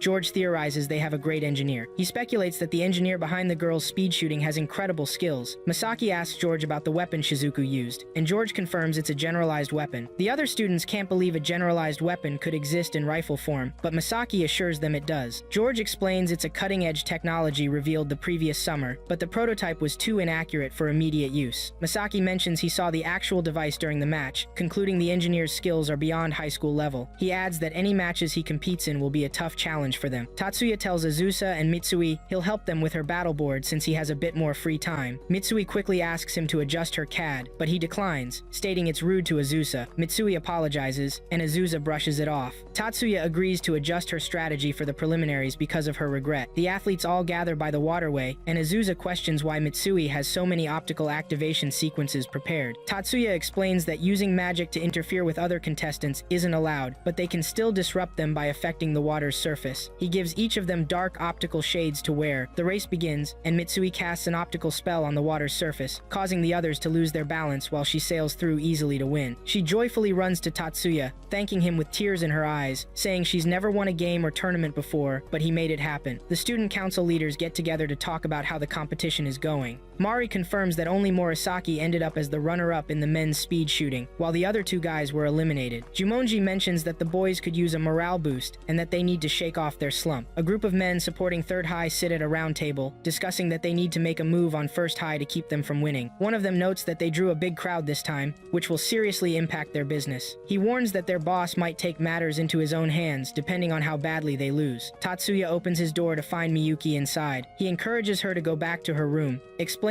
that lack of sleep can hurt her focus, and she's not invincible when it comes to losing. Miyuki pleads for just a little of his time. She tells him Shizuku informed her that he turned down the chance to add his name to the index. She asks if he did it because of their aunt, and he confirms it. He explains that the university has significant power, so it's possible that his identity as Silver, which the Yotsuba family has kept under wraps, could be revealed. He adds that he doesn't have enough resources yet to defeat their aunt, the Queen of the Night, or the Yotsuba family, so his best option is to follow their rules. Miyuki tears up and hugs him, saying she will always be by his side. Shizuku is dressed in a traditional outfit for her Ice Pillars breaking match. Tatsuya worries if that's a good choice and whether the dress will hinder her, but she reassures him that she feels comfortable. She remarks that it's less flashy than what Kanon and Amy are wearing. The competition kicks off, and Shizuku's opponent arrives in costume. The students cheer them on, and Mitsui asks if Miyuki isn't going to meet Tatsuya. Miyuki explains that she wants to check out Shizuku's hands since they'll be competing. Shortly after, Shizuku showcases her skills and wins the match, making her team ecstatic. Mitsui gazes at Tatsuya adorably while he fine-tunes the CAD's magic sequence. She comments that it's just as beautiful as exam day. Miyuki shows up and interrupts her thoughts. Soon after, the upper-class women from the student council arrive to cheer on Miyuki. Tatsuya tells her not to be nervous because of their presence, and she agrees, saying he's always by her side. As the match begins, Miyuki unleashes Inferno magic to shatter all the ice pillars, leaving her opponent defenseless. The upper-class women express their amazement at Miyuki's command of magic. Later, the female athletes gather around Tatsuya to chat about Miyuki's match and thank him for calibrating their CADs. Morisaki overhears their conversation, furious, and storms out of the room. His fellow athletes chase after him, and he tells them they'll win the Monolith Code game the next day. He tells Tatsuya to wait, saying he'll show him that blossoms are better than weeds. The first-year students from the 3rd High School introduce themselves to Tatsuya as Masako and Shinkuro. Tatsuya, recognizing their titles, questions what the Crimson Prince and Cardinal George want with him before their match. George admits he hasn't heard Tatsuya's name before, but promises to remember it. He says Tatsuya is probably the most prodigious engineer in the history of the 9-school competition, and they came to see what he looks like. George mentions they are competing in the Monolith Code game, but Tatsuya clarifies he isn't in charge of the event. George expresses a desire to compete against Tatsuya's players one day, although they believe they will win regardless. Meanwhile, Mitsui competes in another waterboard game. Erika comments on the contestants' choice to wear dark shades to avoid being affected by Mitsui's optical activation sequence again. Mikihiko Mikihiko points out that they are only playing into Tatsuya's hands because he won't use a simple strategy twice. The race starts, and the girls take off faster than Mitsui, but she suddenly speeds ahead, creating a significant gap. Erika says it's like a shadow dropped onto the course, but Mikihiko explains that the dark goggles make Mitsui's opponents mistakenly think the water routes end at the border of light and dark, so they hesitate to enter the darkness. Mitsui wins the race, smiling happily. Segusa praises the Ice Pillar Break athletes for their impressive performance. She notes that the tournament allowed them to share the first position rather than compete. Aimi decides to withdraw, while Shizuku wants to compete against Miyuki, not wanting to miss the chance. Segusa asks for Miyuki's choice, and she agrees to take on the challenge because it's what she wants. The match begins. Shizuku fights hard against Miyuki's Inferno magic, unleashing another CAD to fire high-level spells at the pillars. Miyuki commends Shizuku for mastering the dual CAD technique but calls her naive. Miyuki then casts a Niflheim spell with her CAD, described by Mari as wide-range freezing magic, capable of creating liquid nitrogen. Miyuki wins the match, leaving Shizuku in shock. Shizuku sits alone in her room, feeling sad, when Mitsui comes to comfort her. Shizuku cries over her loss, knowing she didn't stand a chance, despite realizing she was overwhelmed by Miyuki's skills. Tatsuya lies on his bed, recalling the history of the Crimson Prince and Cardinal George. He explains that Masaki earned his title as Ichijo's Crimson Prince after volunteering as a soldier at just 18, using rupture magic to decimate enemy forces. He identifies George as the genius magician who discovered the cardinal codes that were thought to exist only in theory. Tatsuya sees it as a nearly criminal coincidence that both decided to enroll in the same school and grade. He empathizes with Morisaki and the others who will compete against them, noting their only saving grace is that rupture is a lethal rank A spell prohibited during the tournament. Upon arriving at the school's tent, Tatsuya learns about the boys' team's bad news. Miyuki shares that they had an accident, while Shizuku insists it was a deliberate overattack, clearly violating the rules. Miyuki urges her not to jump to conclusions, reminding her there is no proof. Tatsuya asks about Morisaki and the team's health, and Segusa explains they are in critical condition due to a battering ram attack in an abandoned building where they got trapped under the debris. Tatsuya listens carefully and finally shares his thoughts, stating that to him, it's a clear violation of the rules. He assesses the situation and concludes that the tournament staff will be in a panic because they started the event in a rundown building. He suspects they will want to cancel the Rookie Monolith Code event. Segusa confirms that they are seeking cancellation but mentions that the prelims and 4th High are proceeding with the matches without them, so they may have to forfeit their second preliminary match. Tatsuya agrees that they have no choice but to forfeit. Segusa tells him that Jumonji is negotiating with them and wants to talk to Tatsuya privately. She shares that since Mari's incident, she views the attack as sabotage and wonders if the schools are seeking revenge, but Tatsuya tells her it's beyond that. He shares limited information he has about the crime syndicate targeting the competition and the 3 robbers who attacked them at the event's start. The men opposing 1st High confirm that their tactics will lead to 1st High's disqualification from the Monolith Code match, which will affect their scores. Tatsuya encourages Mitsui and another athlete competing in the Mirage Bat match. During the match, the girls perform well, while some boys speculate on how Tatsuya can make such a tiny activation sequence work. They remark that anyone might think he's Taurus Silver himself. Azusa hears their comments and connects the dots with Tatsuya's engineering skills, exclaiming when she realizes he is the real Taurus Silver, just as the girls win the game. Tatsuya is called by the student council. Segusa thanks him for his efforts and explains that, given their current situation, they need to secure first place in the Monolith Code rookie competition. She mentions that Masaki and Shinkuro are competing, and with their teamwork, they shouldn't face many challenges. She asks Tatsuya to represent them in the Monolith Code competition. Tatsuya questions why she chose him, and Segusa says she believes he's capable. Tatsuya declines for various valid reasons, but Jumonji insists he accept the responsibility. Reluctantly, Tatsuya agrees, and Jumonji asks him to select his teammates. Tatsuya picks Ryo and Mikihiko, which makes Hattori shout in frustration. Tatsuya explains that he chose them because he has a good rapport with them, which is essential for teamwork, has seen them practice, and they have excellent skills. Tatsuya tells Mikihiko and Ryo about the competition, and they agree to participate. Tatsuya outlines the strategy for the event, saying Ryo will take on the defensive role, meaning he needs to protect his monolith from enemy attacks. Tatsuya checks if Ryo knows what he needs to do to win a monolith. Ryo confirms that he has to either knock the other team out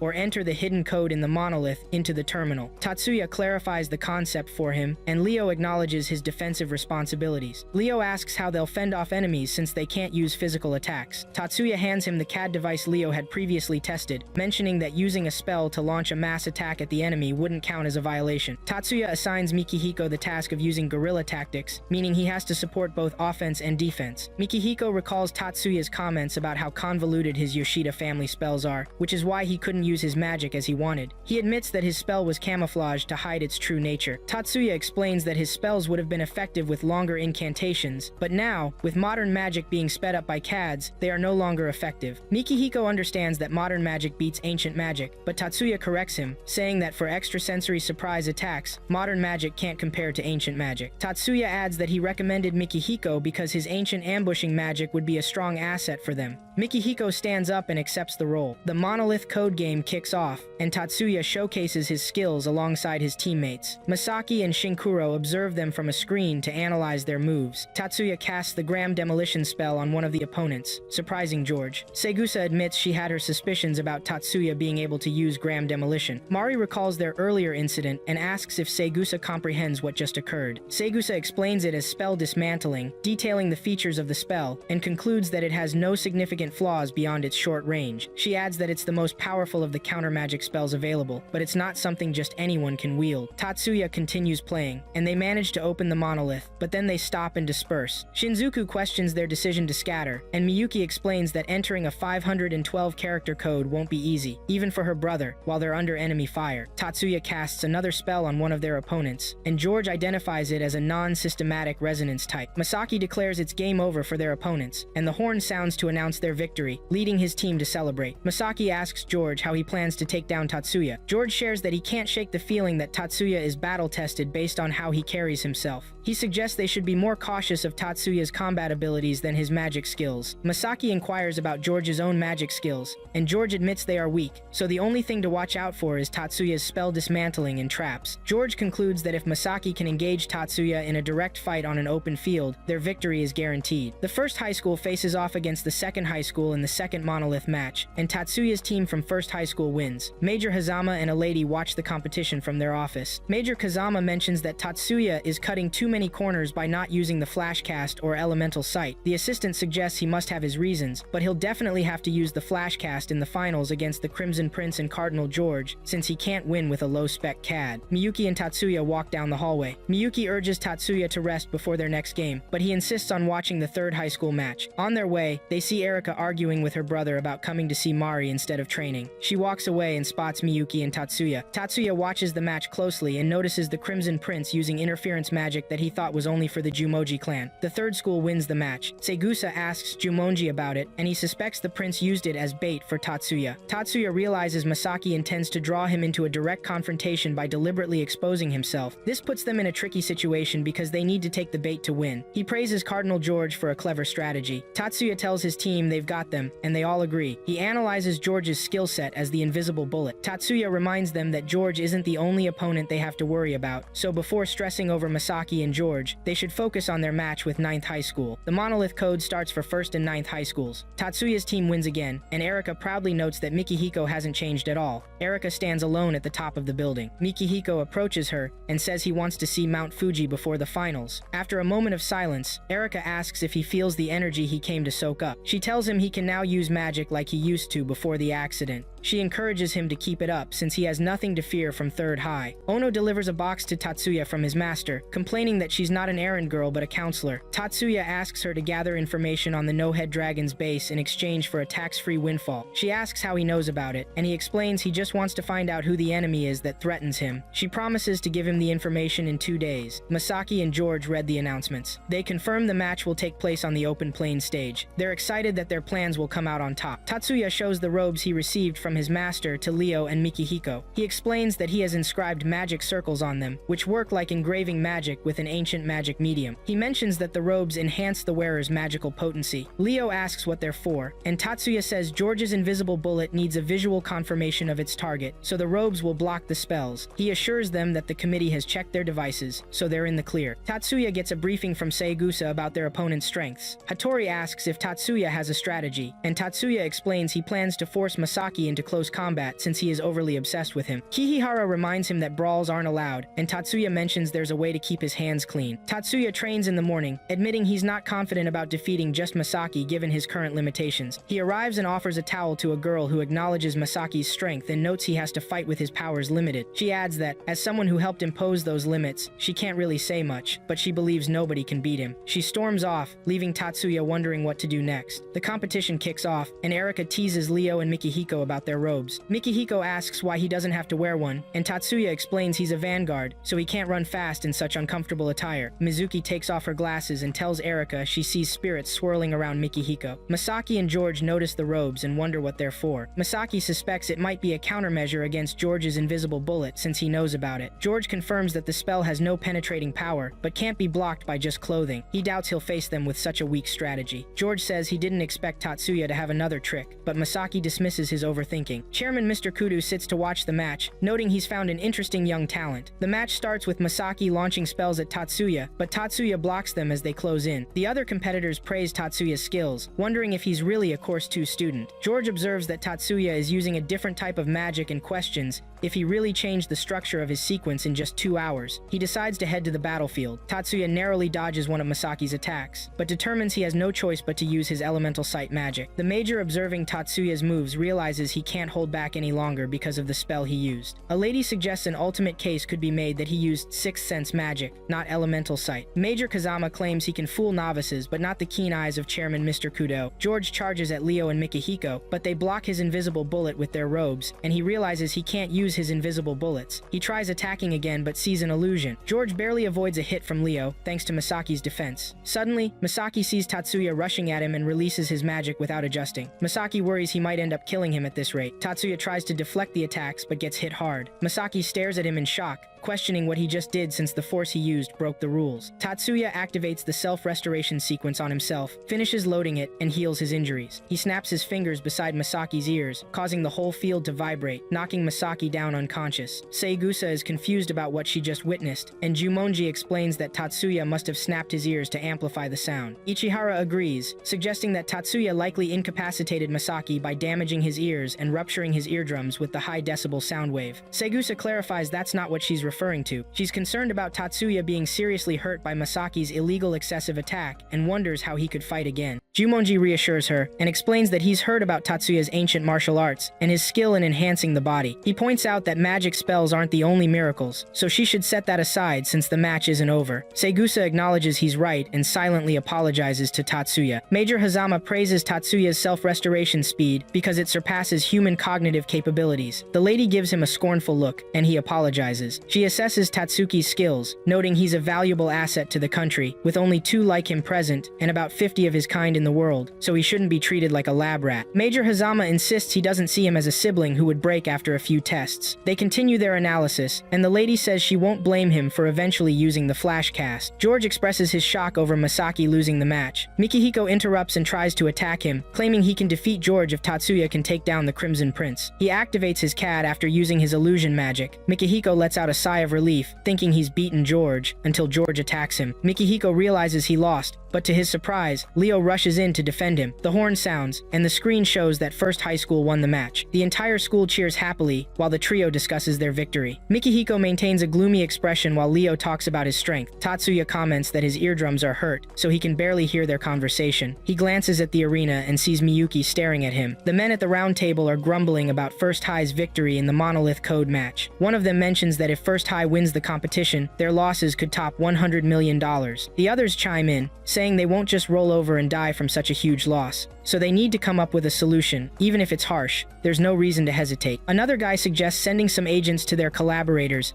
so that in the Mirage Bat match, they can force all First High athletes to withdraw, and the lucky ones will get to survive. Tatsuya tells Miyuki that the weather is perfect for the Mirage Bat, but it feels to him like the calm before a storm. Miyuki asks if he thinks something is going to happen, and Tatsuya says he has no proof either way. He reassures her that he'll protect her, so she has nothing to worry about. Mizuki stares at the contestants with her bare eyes, trying to sense any dangers around their athletes. Erika asks if she's okay, and Mizuki admits she's not feeling too great, but she has to get used to seeing what's in front of her instead of looking away.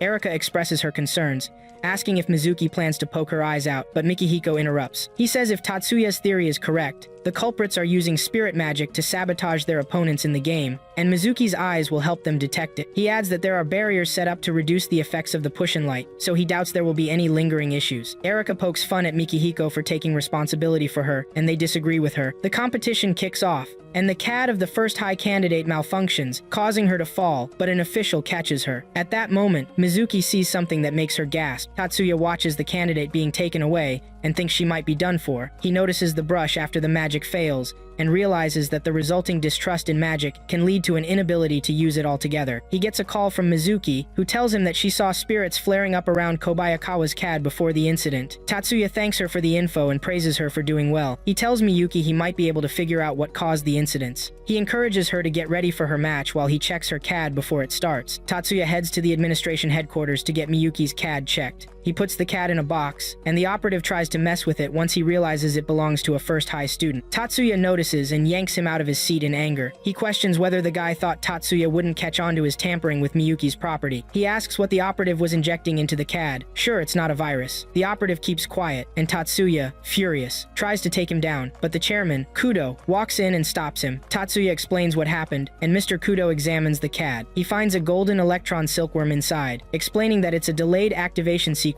meant to interfere with electronic devices and cause malfunctions. Kudo asks the operative where he got the magic sequence, but he remains silent. The security team takes the officials away, and Mr. Kudo tells Tatsuya to head back to the stadium. He suggests Tatsuya should hold on to a backup CAD just in case. Tatsuya returns to their tent, and Miyuki rushes over to him. She says he's always getting angry for her, and he explains that it's natural for him to be protective because he's her older brother. He insists that getting angry on her behalf is the only natural thing in his life. Segusa arrives and teases him for going wild over his younger sister. The match starts, and Miyuki asks Tatsuya if she can use the flying device he just invented. Tatsuya agrees, and Miyuki takes off. She dominates the competition with her unique flying magic, leaving everyone in awe. The men at the round table decide to deploy their number 17 generator to take down the competition by attacking some athletes. They all agree to remove the limiter on him to make him more effective. They realize there's no time to consider options, so they decide to cancel the tournament while creating a cover story for their clients later. The number 17 gets loose and tries to attack a young man walking by the building, but he gets beaten up. This young man turns out to be Yanagi, who is nearly an equal to Tatsuya. Yanagi questions who he's dealing with, but realizes he can't respond because he's an enhanced human. Another young man shows up and mocks him about the situation. Yanagi asks him to stop teasing and help him take down the opponent, but the lady with the major, Fujibayashi, uses a thunder needle to keep him under control. Miyuki visits Tatsuya in his room, and he asks if she needs him to do something. Miyuki requests that he stay by her side while she rests before the final, as per his advice. While she sleeps, Tatsuya watches over her, wondering what the criminals might do next if they're willing to use a generator to sabotage the tournament. The competition kicks off, and Miyuki uses her flight device right from the beginning, but to her surprise, the other schools also use flying magic. Tatsuya explains that the tournament committee must have leaked the details to other schools after checking Miyuki's CAD, as they accused her of cheating. Satsuya asks if they don't need to hone their skills, but Tatsuya tells her the device has a safety mode that controls their movements. Suddenly, the students struggle with flying, and Tatsuya confirms it's the safety mode at work. Miyuki wins the match as usual,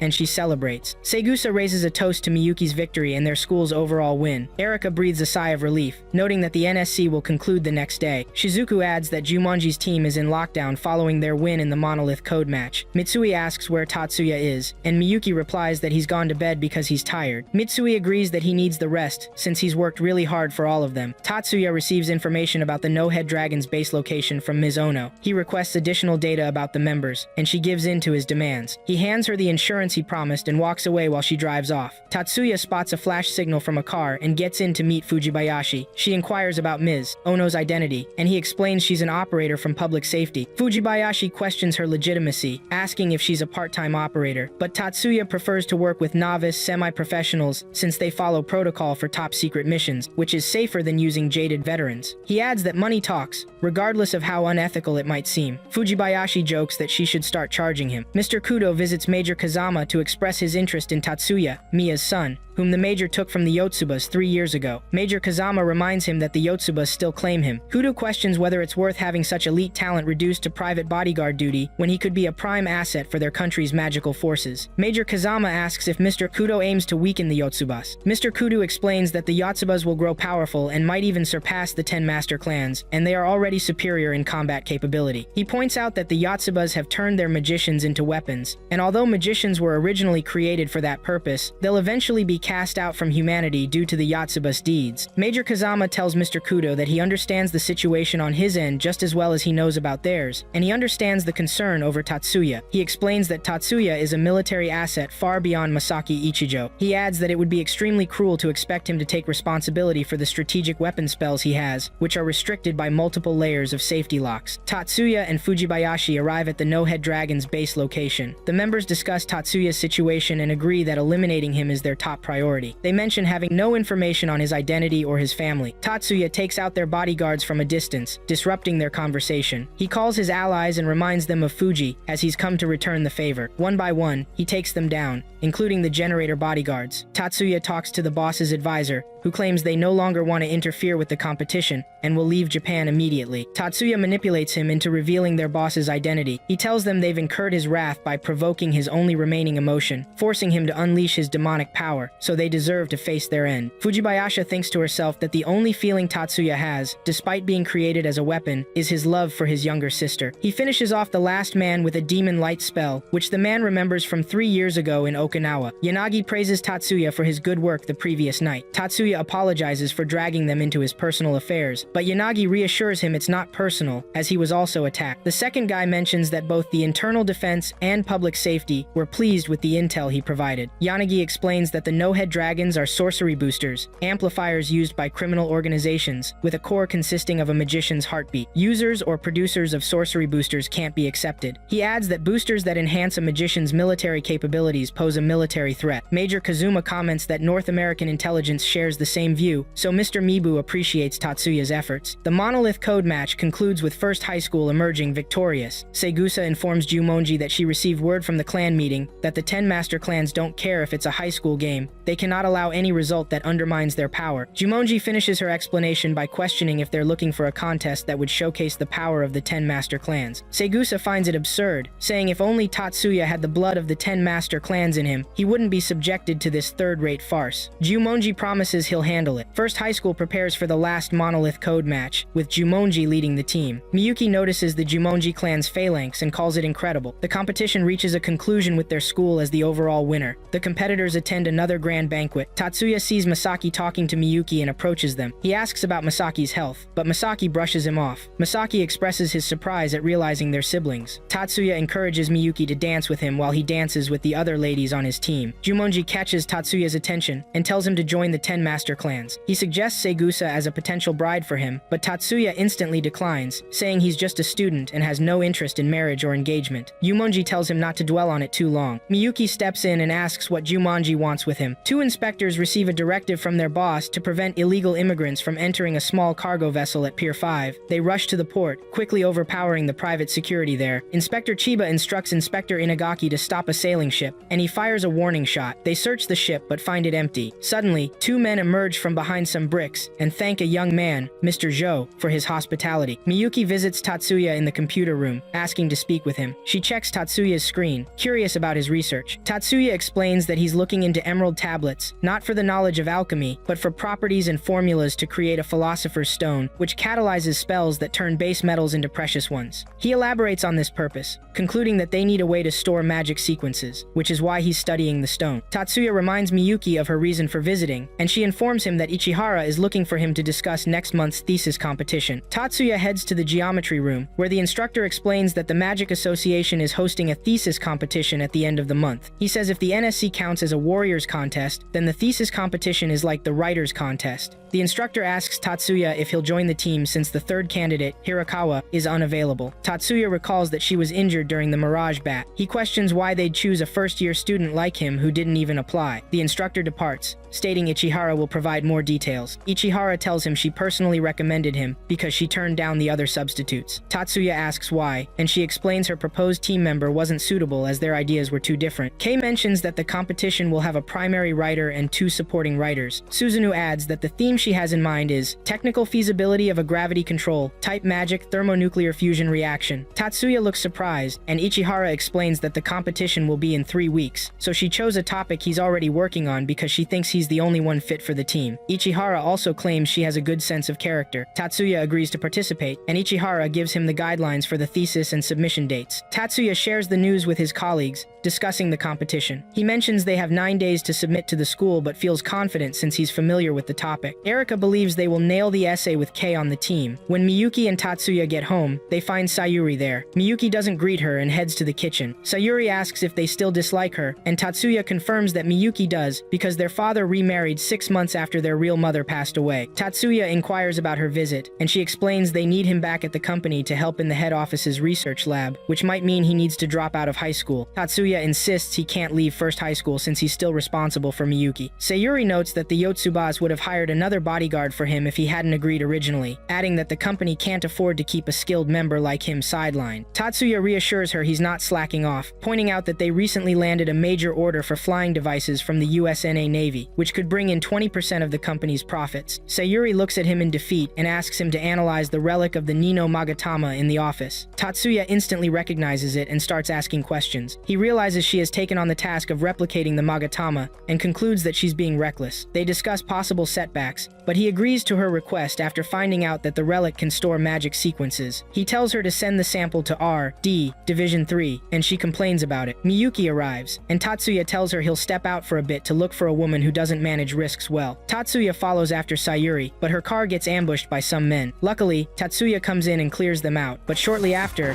he gets shot in the chest by a sniper. He quickly heals himself and tracks down the sniper. He finishes him off. Tatsuya updates Major Kazama on the situation and assures him that they will investigate it. He adds that since the sniper has very distinct features, he will be easily identified. The call ends, and Miyuki approaches Tatsuya with tea in her hands. He compliments her new apron, and she blushes. Miyuki asks what Sayuri wants, and he tells her about her request for help with her work. Tatsuya mentions he chose to take the job because it seems interesting. Miyuki questions how Sayuri has such a device, and Tatsuya explains that she got it as a military request to replicate it. He thinks it's an outrageous request, but it's a worthwhile challenge because, with the system set up, they can equip troops with magic weapons without needing magicians, so he intends to solve the mystery. Some technical operators report their progress to their boss. He asks about the relic, and they explain that their attempt to steal it failed. He questions whether it can store magic sequences, but they say they can't confirm without having the device. He orders them to ensure they acquire it at any cost. Tatsuya goes to the library to gather materials for the thesis competition and runs into Saigusa. He tells her why he's there, and she suggests they discuss it privately to avoid disturbing the other students. Saigusa explains to Tatsuya that the importance of the competitor goes beyond just winning or losing, so she's relying on him. Tatsuya asks about Ichihara's motivation for the topic, and Saigusa shares that it's to make magic an essential economic factor, freeing magicians from being treated like weaponized humans. She adds that the gravity control type thermonuclear fusion is a significant step toward that goal, so with this year's thesis, Ichihara will take her first concrete step. Tatsuya is surprised to have similar thoughts as Ichihara, as he never expected anyone to have such a negative perspective. Later that night, Tatsuya's computer gets hacked, but he manages to regain control. The next day, he visits Miss Ono to tell her about the incident. He asks if she has any info on an organization that's been buying and selling magic documents lately. She reminds him of her confidentiality limits, but mentions that there have been several cases of unlawful entry in Yokohama and Yokosuka recently. Tatsuya wonders if this is connected to his issue. He discusses his experience with Kei, hypothesizing that the hackers were after magic documents, considering the timing. He checks in with Kei about his own situation, and Kei assures him everything's alright, but they need to report the situation to Ichihara. Mari walks in and discusses security with Tatsuya. She explains they need private bodyguards for the team members to protect their presentation materials and documents, since they'll be dealing with valuable items. She mentions that the teams in the contests are targeted by spies because of their potential, leading to robbery incidents. Tatsuya shares his own experience, but she confirms she hasn't heard of such severe cases before. Tatsuya tells her he doesn't need a bodyguard, and she accepts his decision. As Tatsuya leaves the store, he notices he's being watched. Kei and Kanan show up, and he shares his feelings with them. Suddenly, they spot a girl in their uniform running away, prompting Kanan to chase after her. Kanan tries to stop her, but the girl blinds her with a bright light. Tatsuya and Kei use magic to restrain her bike, but she activates the nitro function and speeds off. The spy girl abandons her bike, jumps into a black van, and they drive away. The criminal team and their boss discuss the situation, with the boss questioning if the girl is a middleman and how much they can trust Mr. Zhou. He inquires about the relic, and his staff reports it hasn't been recorded leaving the Four Leaves technology premises, but its location is still unknown. He orders them to keep an eye on Sayuri Shiba and asks about the house she visited. The staff informs him that her stepchildren live there. He asks for more details, realizing Tatsuya is the local collaborator's target for revenge. He instructs them to add First High School to their list of targets and to send more personnel to support the spy girl. He commands them to get her a weapon. Mizuki tells Tatsuya that she feels like someone is watching her at school. Mikihiko backs her up, saying he's noticed the spirits on campus have been acting strangely, and he suspects someone has summoned a Shiki. Leo asks if it's the Shikigami known as the spiritual beings, and Mikihiko confirms it. it, he thinks there's a spellcaster using a different kind of spell from his own, leading him to believe the caster is not local. Inspector Chiba and Inagaki are still looking for witnesses regarding an illegal entry. Chiba suggests they get their hands dirty for information by visiting a shady place. He takes Inagaki to a cafe called Roterwald and indicates that the owner knows everything while they walk in. They spot a woman sitting away from them, who later approaches and introduces herself as Fujibayashi. Meanwhile, Tatsuya and his group enter a cafe to grab some tea. Tatsuya explains he'll be busy until the competition day because they have a lot to do, like practicing, making presentation models, and calibrating spells for the demos. He mentions that his main job involves fine-tuning spells for the demons. A spy follows them. The students chat about the competition location in a lively manner. Shortly after, Ryo and Ichika excuse themselves to confront the man tailing them. When he tries to scream for help, they tell him there's a barrier around them that will stop anyone from getting close. He tries to attack, but they quickly recover and overpower him. Ryo reassures the man that they don't want to hurt him, they just want to know why he's been following them. He agrees to talk and explains that his job is to monitor magic high school students to prevent advanced magical technology from falling into the hands of the East. If any advanced technology leaks that could lead to military action, he handles it. Ryo is curious why he's taking such a big risk, but to their surprise, the spy pulls out a gun and orders them to tell their friends to drop the barrier. Before leaving, he warns them to stay alert and not let their guards down because they're at school. He activates a smoke bomb and vanishes. Fujibayashi gets an alert while in her seat and hops into her car to check the surveillance cameras for the man. She registers Tatsuya's friends as a handful. Meanwhile, the Western spy gets attacked by Lu Gonghu, the man-eating tiger. Kei, Ichihara, and Tatsuya are testing the spell for the model they're developing. Tatsuya works hard at the computer, while Ichihara conducts the test, which ends up being a success. Kei reports to her that the room temperature plasma device worked perfectly, so phase 1 was a win. Mibu spots the spy girl glued to her phone. Deciding to go after her, the spy takes off running. Eventually, Mibu catches up with her, and Ichika shows up with Mihikiko. Mibu introduces herself as a fellow Course 2 student. She notices the girl's device, recognizing it as a wireless password tool used by spies. Mibu tries to persuade her to cut ties with the spies, sharing that she was once in her situation and it didn't turn out well. The girl confidently replies that she expects nothing in return, unlike Mibu. She then attacks them with a brightening light pill and tear gas, leaving them defeated until Leo arrives and knocks her down. They take her to the infirmary, and the doctor reassures them that she'll wake up on her own. Kanon asks the doctor to let her know when the spy is awake since she needs to get back to her duties. The doctor warns her not to complain if the girl escapes since she has no combat skills, but Kanon insists that she won't let her injured patients get away. Kanon heads back to the field to update Tatsuya, who tells her that Sekimoto is not on board with Ichika and Leo roaming around. Kanon approaches him and insists that they should be allowed to stick around since they're first-year students